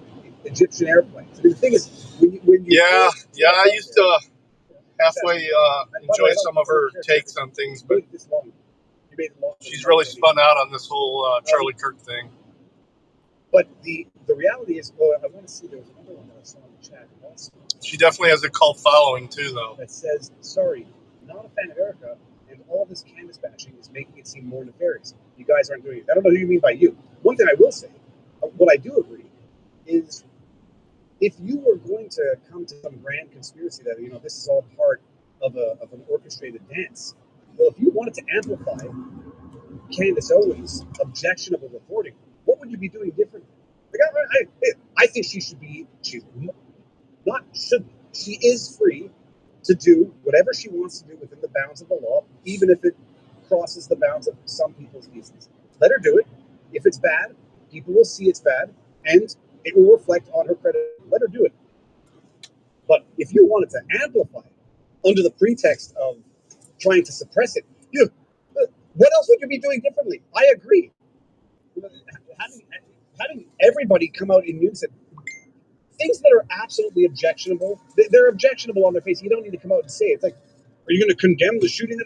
No, normal people don't have to condemn shootings. And if you find content offensive, shocking, grotesque, don't watch it. But I agree that if you wanted to amplify, well, this is what you do. Because it's not going to suppress anybody. You don't prove a person wrong by cutting out their tongue.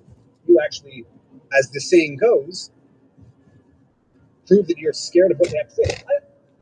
Who knows? And then the reality is, someone could be in the wrong direction and then still, I don't know, expose other things accidentally. But Candace is a grown woman. She'll live with her reputation, and if it's awful, terrible, uninsightful, defamatory, whatever, that'll come out in the wash. But accusing people of being paid to post is a serious accusation. And old expression my father always taught us growing up, it's rumors and it's spreading gossip. And spreading gossip is like spreading feathers out of a pillow. You can't put them back in. Oh, absolutely. So Absolutely. Get out there. Until TPUSA fired her. She's gotten fired from every major media organization she's ever worked for, so that should tell you a lot. And most of them very conservative. And then they sit back and they say, yeah, this is great. This is the engagement. Daily Wire, PragerU, TPUSA. It's a serious act. I mean, not in order there, but yeah. But I still I want to get my questions. She just keeps reinventing herself. She used to have her own little doxing website up. And I know people think I'm an idiot. But then had her totally her amazing Blexit from the Democrat Party that she made a big thing out of, and now seems like she never actually Blexited.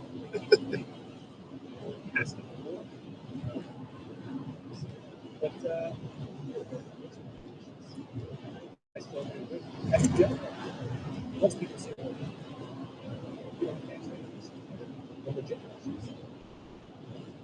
don't get it. How many Discord groups were there involving Tyler Robinson in the last days? Who was in these Discord groups? Are they currently under investigation? We've been told that they've looked at nothing. As relates to the posts in advance, positively asserting that something big was going to happen, that those people been identified and investigated. Was George Zinn, the old man, arrested, now convicted, sentenced to 15 years for pornography on his phone? Was he in any of the Discord groups? Was Tyler Robinson, Lance Hood's authorities on the radar before the assassination? Were there any agents, CHS, assets, or other law enforcement in any way in any of the Discord groups? Any advanced knowledge? Well, we got the answer to that. But all that to say, if you wanted to amplify it and build up the hype for Candace Owens' next investigative law series, congratulations, your attempt to demonize her has backfired, and predictably so. I would prefer not just to ignore it, but we'll see the clips, see if she does anything of use. But Oh yeah, for sure. myself, and not because I'm not interested in the truth, but I'm not sure that that's what I'm Her trying to do. accusations with This campaign to try to Macron's and everything like it that, doesn't work. she's getting sued by them. In real time, and it's produced the exact same. And with that said, that's all we need to do on that particular issue. Viva has to do some homework. She states things that as fact that aren't that there's no evidence of. Like a So debate. First of all, if you're still watching right now, that will get you in trouble. if you're watching on the landing page, make sure to click on the video. Into the video. Let me show you what I mean by this. Oh yeah, Stacy on the right. This when you go to the landing page, click on the actual video. Now you see my She's on later, usually around. Did I give it a thumbs up? I gave it a thumbs up. Give it a thumbs 10 up. or 11. Make sure that you're subscribed. My time. Well, I don't think we're going to be able to get to 500,000 today, but if we were to get to 500,000, that would assume that 40-some-odd% of those watching are not current subscribers. That would be impossible. But do that. Oh, by the way, also, if you want to support the channel, download Rumble Wallet. You can go to the tip. You can tip Bitcoin. Scan the QR code if you have a wallet. You can tip with gold-backed XAUT. Also available on the Rumble Wallet. You can invest in crypto anywhere. This one's available. Rumble Wallet is available. Rumble and Rumble Wallet, even if they're not the actual sponsors of a particular episode, will always be sponsors of this show. Exclusive with Rumble because they're awesome. The Rumble Wallet is awesome. If you want to support the channel, all the links in the description. You can look at peoplebarneswallet.com for the after party. But yes, so it's going to be a debate. I put that in quotes. And I debate like I play chess. I debate like it's a game of chess. You can't hide anything on a chessboard from your adversary. And debate is like debate and growth. I prefer discussions. I prefer exploration of the truth. Where was I asked to do a debate? I'm not sure it's going to be much of a debate because I don't think we disagree on enough. But Monday at noon, and I guess the cat's out of the bag anyhow, and I was still like announcing, I'll be debating Michael Tracy. Yeah, she's down to earth too, you know. The topic of the debate is going to be there is no evidence of any widespread sex trafficking ring in the Epstein files. Mike Tracy says agree, Viva Bry says disagree. I presume that's what's going to be the debate. We might not disagree on everything, but it's going to be fun. Noon on Monday. Snapchat says Ali Michael, thank you very much. Now there was one other. Here we go. Yeah. Shortfoot says this member of the tribe of Nova Scotia's.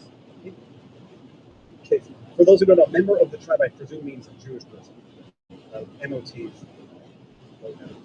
This member of the tribe from Nova Scotia's opinion is Snowden Deli and DeCarry is the best smoked meat in Montreal, unless late night post strip club drunk eating them duns of St. Catherine. Sir, did you? Yes, Snowden Delicatessen on DeCarry is the best smoked meat in Montreal. Let me show you something. This is going to be a trip down memory lane. Viva Monday, Snowden Deli. And by the way, so Leicester Smoked Meat, they have the one on, they've got Duns down on St. Catherine, not as good. They've got, there's one on Saint Laurent, Schwartz's. It's not as good. Here, I did this. I made this video 7 years ago.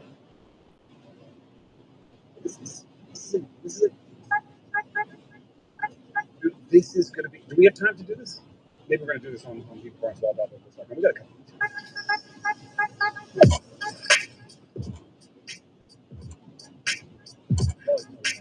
All right, the beard has gone too long and straggly. I think it's time to look a little more fresh. Oh, that's the. It's fresh, not French. That's pretty funny, actually. I don't even remember this. That's better. Oh, that's corny. That's fudge. All right, what's up Monday? What's for breakfast first? Okay, fine. So that was my life. Then, okay, whatever. I'll give everybody a link. I don't even know if this is like, this is 7 years. That's 8 years ago. I want to see if that's not on Rumble. I'm ripping that. I'm publishing that on Rumble. Nerd much. Viva has been unduly influenced by Barnes wholesale denial crap on Kansas. Oh, no. All right. We go with Jewy, not Jewish. That's a joke. Grow the beard broad. Yeah, it's coming back, but it's like, look how gray it is. Here's Link. Okay, so now the question was also this: we're going to go raid, redacted, and have our after party on People Don't Swallow Coffee. So if you want to support the channel, you know how to do it. Here's the link to locals.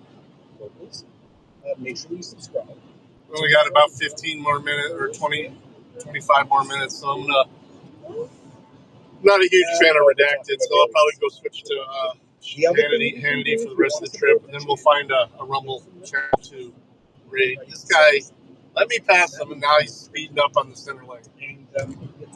Fucking idiot. But now we're going to take our after party. What do I have on the backdrop for the after party? VivaFry.com for merch.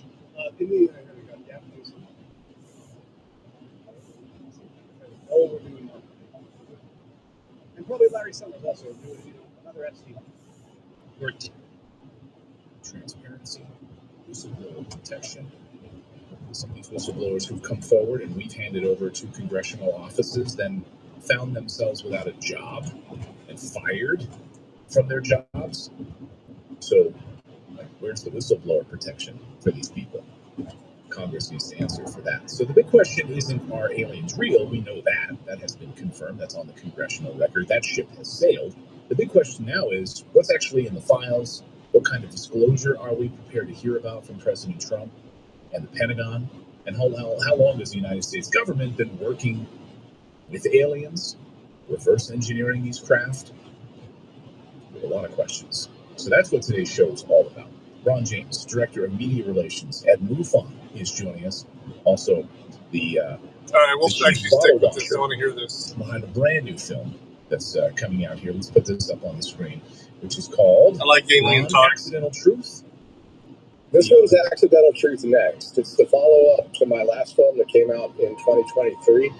And this one is really focusing on beyond UFO disclosure, because now we're at the point where acknowledging non-human intelligence is something that we just need to accept, and we really need to take a hard look at what's going to happen to humanity and society next.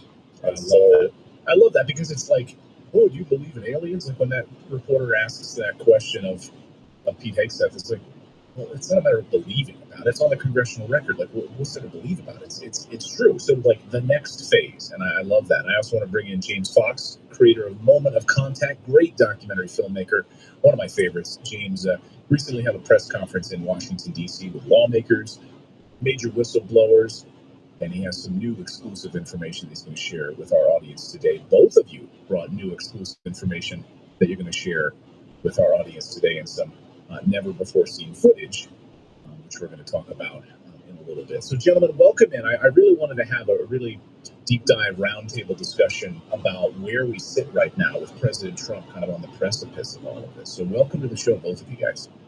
Thanks for having us. This is a rare opportunity. James and I are friends, and we speak a lot throughout time, especially in Washington.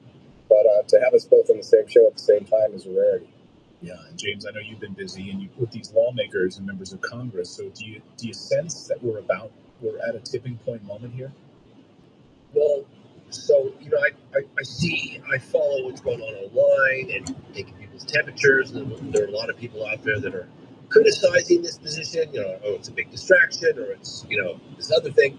But we've been watching this story build for quite some time now, beginning with the first congressional hearings in 2022. Then we had it in 2023 with David Rush, and that was the first time we had serious allegations of crash retrieval and biologics, aliens, non-human intelligence. Then, of course, 2024, we had another whistleblower talk about crash retrieval, which that was Lula Elizondo on her own to a bipartisan group of lawmakers. So he's been wanting to do that for a while, but slowly came back out again once Obama acknowledged it. Fast enough. But I'll remind you guys that, I think it was like 2024, after the last congressional hearing, there was a senator who got up before the crowd and said, look, I know you feel that things aren't happening fast enough, but I want to remind you guys that this was Senator Rounds, that we are running a marathon. This is not a 100-yard dash.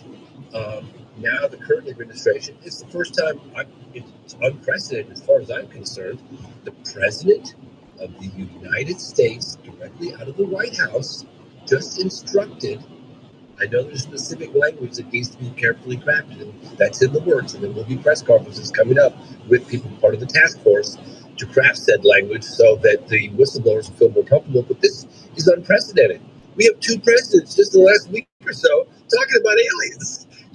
Yeah. Of course, President Obama walked it back a little bit, but President Trump's like, hey, he violated security, like he shouldn't have said that. It's like, wow, I'm watching this whole thing go down, and then of course, Truth Social, he makes this announcement. I'm very excited, and I think that it's going to take all of us to keep this momentum and hold their feet to the fire. James is nicer than I am, Ron. I feel like I'm always a glass half full kind of guy. I'm usually a positive person. But when I see Obama make those comments and then walk it back and then Trump comes out, I almost feel like in some way, this is just me, shoot it down, tell me I'm wrong. I almost feel, Ron, like I'm being played here. Like someone was playing good cop, bad cop, and there's something bigger than the presidents of the United States is at play here, and they're basically instructing them, like, this is how we're putting this thing out. We got Steven Spielberg's Disclosure movie coming out this summer. Like, you got to start laying the groundwork for all of this. Well, I believe that that's true. I think we have to look back at 2017 when Lou Elizondo first came out talking about the Pentagon's ATIP program. It's been almost a decade, guys, and we still haven't gotten anything super definitive. Now, have we made progress on the political front? Sure. But if we look back in the 50s, we had similar things happening and unfolding inside the political body. And I am somebody who believes, and James and I don't always see eye to eye on this, I think that the people that are in control of this information are in the process of an organized narrative that they want us to know, probably because they have to tell us something at this point. But are we ever going to get the entire truth through this process? I'm very skeptical. So I think the whole thing's been orchestrated for some time. And I think that the people that we see front-facing the media, and to a certain extent, even the people within Congress, are all part of something that's being organized behind the scenes. All right, let's take that. I don't want you guys to duke it out here, but I mean, look, you know how UFO Twitter can be. Oh man, that's the most toxic environment on the planet. Yeah. They need a super fun cleanup. I would like to counter that because a lot of people are like, oh, the government suddenly had this huge epiphany and they wanted to come clean the general public. That's not what happened. In 2017, in protest of excessive secrecy, Lou Elizondo, with the help of Chris Mellon and a couple of others, decided to walk some evidence. They found a loophole out of the Pentagon, literally in a briefcase, like X-Files style, and onto the front page of the New York Times. That's why it happened. And it's been the same thing that's been going on for decades. You've got some good people on the inside that feel that the public has a right to know what's going on. I think one of the reasons why we're talking about aliens, and I discussed this quite some time with a number of insiders, look, the technology is going to remain classified, and I can tell you why. That technology, obviously everyone admits that the exhibited technology flies rings around our fastest jets, does have invisible means of propulsion, it can hover, accelerate from a standstill, out of sight, like an eye, radical turns at high speed, yada, yada, yada. If they can weaponize that, then, and put a nuke on there, that's, so I would imagine that whoever is in possession of this technology is going to keep it classified for national security reasons. But the fact that we're not alone, and the fact that we have biologics, which I'm absolutely convinced of, I mean, just Roswell alone, I've done other cases, for instance, the 1996 Virginia UFO incident. I'm absolutely convinced we have biologics, and those shouldn't be classified. I think the government can admit that we have those biologics. And by the way, I was told just recently a lot of them are on the East Coast, not too far from Washington, D.C.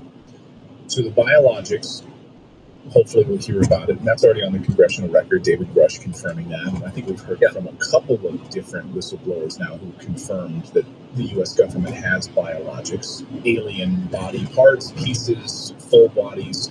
Can you speak to that? Full bodies, do we have? So I'll say something that I think. Well, not with the technology that we say we have. This guy's going down the road with his hazards on. And witnesses, unfortunately, would have had a lot more, but the visa process got stepped on it. But we did get a neurosurgeon, Dr. Italo, and from him. Because he's lying, and if he's lying to his wife, his kids, his co-workers, his colleagues, and he's still a city head neurosurgeon at regional hospital in Varginha, Brazil today. I know, but this is a guy that just now is coming out and saying, "Oh yeah, I operated on an alien," when he's been denying it for all these years. So he was either, if he's not lying now, he was lying then. So he's lying either way. Well, so he didn't say anything for years. He didn't tell his wife. We found him and we confronted him about a year and a half ago, and he admitted that the video was real. We had a name of who shot the video. We were going after the video, but when asked to go any further, he's like, "Nope, that's it. That's all I'm getting you. I didn't see anything else." And then he had a heart attack, and he was lying in the ICU, staring at the ceiling, and he said to himself, "If I survive this, I'm coming clean. I think future generations have a right to know." And that's why Dr. Italo ultimately came clean, because we hammered him and kept going back and ultimately came forward. My point is this: we brought him in a closed-door meeting with sitting members of Congress just in January, and I was shocked. We had him, we had the forensic pathologist that did the autopsy on the deceased military officer, Marcus Ruiz, who allegedly captured the picture. And you'd think just a few years ago, you'd go and meet with sitting members of Congress and talk about these stories. We had a crash witness.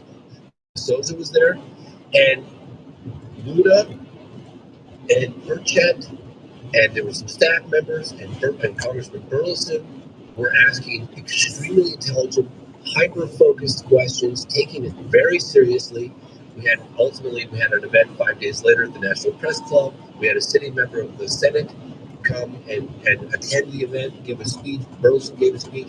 And not to say that, look, you're going to just believe them for the sake of believing them, but taking the allegations very seriously, asking pointed questions, and meeting with witnesses, looking them in the eyes. I mean, that's a huge step in the right direction. And I can't think of a better crash retrieval case that we should stick our teeth in, because we've got a date, we've got location, and we have over 6 first-hand eyewitness testimony witnesses that came within a few feet of allegedly a being of non-human intelligence. You know, it's one of those things. I'm kind of in the middle on you, because I have James's optimism, but I also understand Ron's idea that we're in sort of like a limited hangout phase. Well, look, I know Lou Elizondo pretty well, and when I interviewed him in 2017, I had the premise that he's still working, and I still believe that, and he has never denied it to me. Once you're in this community, whether you're a retired intelligence agency person, you're never not in the loop, and you're never not working. I still hold to the idea that because of certain things being forced, like the advancement in civilian space technology, the fact that at some point it's going to be hard to deny and disprove that we are having these encounters, that the government and the people that have managed this information surreptitiously for years have decided that, hey, we're going to have to disclose something. And I still believe that Lou was put in place as the guy to come forward and do that. And he does what he's told. Chris Mellon did what he did because he had permission. If you look at the fact that these guys rolled this information out in the way they did it, they all did it with the blessing of the DOD. There was a little bit of theater around that, but for the most part, they didn't come out and disclose classified. Lou himself says, "I'm not a whistleblower." And in my new movie, he says he's not a whistleblower. At the same time, he's encouraging people to be whistleblowers. So the idea that this was all spontaneous, I just have a hard time believing it, because the history of the management of this information is well documented, and the history of disinformation is well documented. And the way things have unfolded since 2017 has been largely orchestrated, and I still believe that, and I think it's happening now. And that's why whatever we're going to get from Donald Trump is going to be, my prediction is that it's not going to be what people expect, especially the UFO community. So I come down on, again, I'm sort of in the middle of this. Like, I agree, we've been given like a limited hangout, and this is all being orchestrated, but there's huge truths that are part of this limited hangout that we're being given. You know, absolutely. To James's point, so we're seeing like massive revelations that are unfolding. We're probably not to James' I don't want to get all the way to the left and then not be able to go right. So I'm going right as soon as I go through the toll booth. Money at stake, and these companies are going to get pieces of it. Honeywell will get pieces of it, you know, and suddenly we'll have med beds 15 years from now that Honeywell just rolled out. And you can cure. Well, that's been going on since before the 40s. But you guys, you have to take into account people are people. Okay, people are people. Whether they're with the CIA, whether they're with the FBI, there are some good ones and there's some bad ones. I mean, I've met with the current head of Arrow, John Klosklowski. I mean, I met with him, and he was transparent with his look and transparent with what he basically told. Because I was talking about these various cases. I was talking about Rua. I talked about Virginia. I talked about Socorro. I said, and there was another guy from Air Force Office of Special Investigations. I'm not supposed to mention his name, but I was like, you guys know that ultimately you're gonna realize, if you haven't already, that a very small percentage of these things are of non-human origin. And John Klosklowski, what are you going to do? Is there a plan to disclose that to the general public? Like, what are you guys going to do? I said, we're not going away. Like, this isn't going away. The phenomenon's been here. It's always been here. Like, it's coming out. And John looked at me and he's very measured.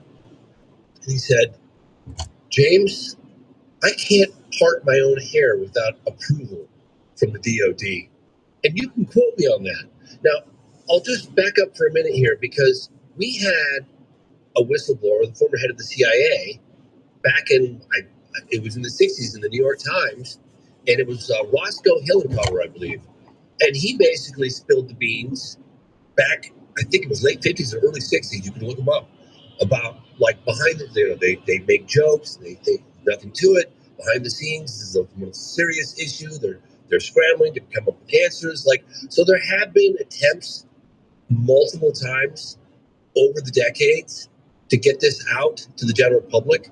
People that have worked on the inside and decided, hey, you know what? The general public has a right to know. People have consciences. People have children. They have grandchildren. I mean, Dr. Italo said, I'm doing this for future generations. I'm in my twilight years. I'm coming forward. I'm risking everything, my credibility, because I feel like the newer generations have a right to know. So people have consciousness. Like, and people say, well, Lou's an insider. Well, yeah, okay, great. And he's an insider with, in my opinion, someone who believes he's doing it for the right reasons and he's putting his ass on the line. What has he said that doesn't align with my 30 plus years in the field? Because I've been all over the world, and I've been recently doing crash retrieval stuff as well. I haven't heard him say anything. Obviously, there's the threat narrative, and I understand why they do that, because that gets attention to Congress. You've got something unidentified whizzing around with impunity, and particularly sensitive nuclear facilities and things of that nature. I think they use that as a sort of excuse and a hook. Because I can assure you, if what David Fravor had seen had a Russian or a Chinese flag on it, it would be all hands on deck. Go ahead. Well, I was going to say, I want to play, we have this clip of Dr. Italo here. James, maybe you can set this up. I want to play it, and then we have a lot of other good sound bites here as well from Ron that I want to play. So what are we seeing here in this clip of Dr. Italo? So Dr. Italo, we had approached him a couple.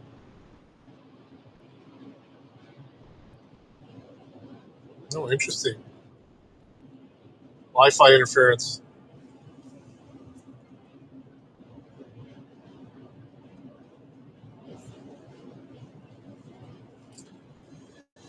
Interesting.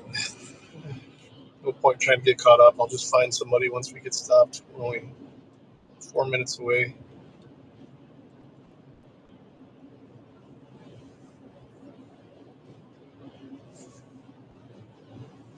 We'll do Alex or Lauren Schweier or so, whoever's active.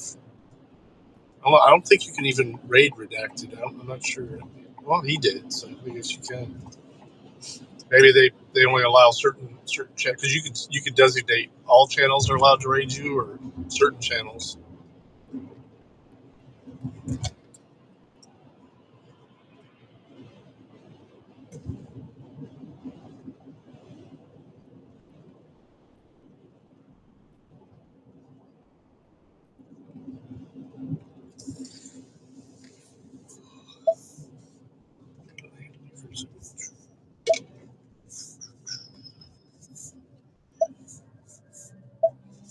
replaces multiple expensive platforms for a fraction of the cost. That's why over thousands of businesses have made the switch. So why not you? Try Odoo for free at odoo.com. That's ODOO.com. See that minivan to my left. When he pulls away, look at the license plate. Villain.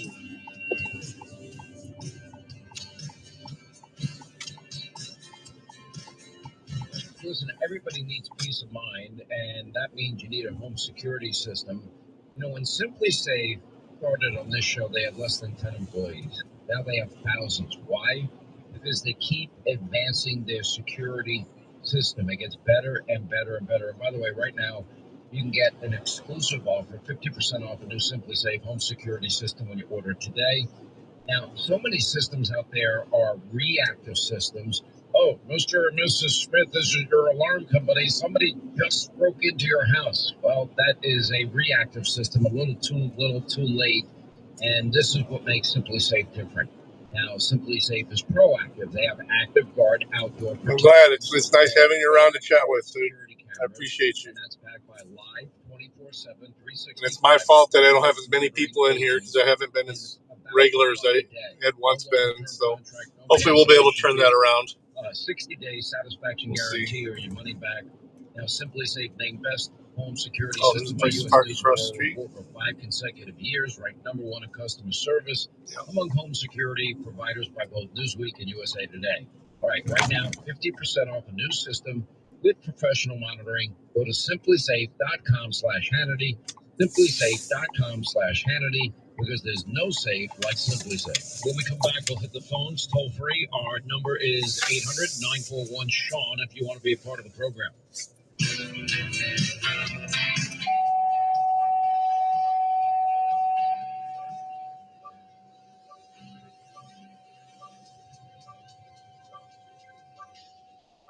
You've worked hard your whole life, but when it comes to investing, the market can feel like a full-time job. The charts, the timing, the second guessing, and every trade comes with that same question. All right, now That's where TrueTrade changes let me everything. get TrueTrade's automated trading system takes the emotion out someone of the to market. raid. No guesswork, no staring at screens all day. Just smart, automated trading strategies designed to work, even while you sleep.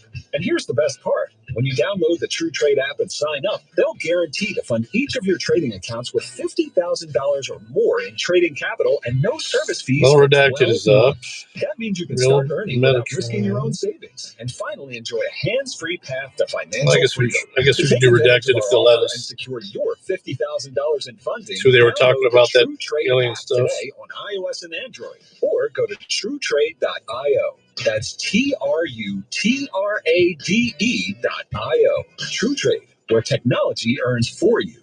Veterans and active duty service members, when your call to service ends, your mission doesn't have to. Go from GI to IT in just a few months at My Computer Career. Prepare for a high-demand career in cybersecurity, protecting people, systems, and institutions from real cyber threats. Cyber warriors are needed now. Will you answer the call? Go to mycomputercareer.edu/CWP to learn more. That's mycomputercareer.edu/CWP. An elite CompTIA certification partner. VA education benefits are available to those who qualify. Mike Chappell here, Patriot Software's founder.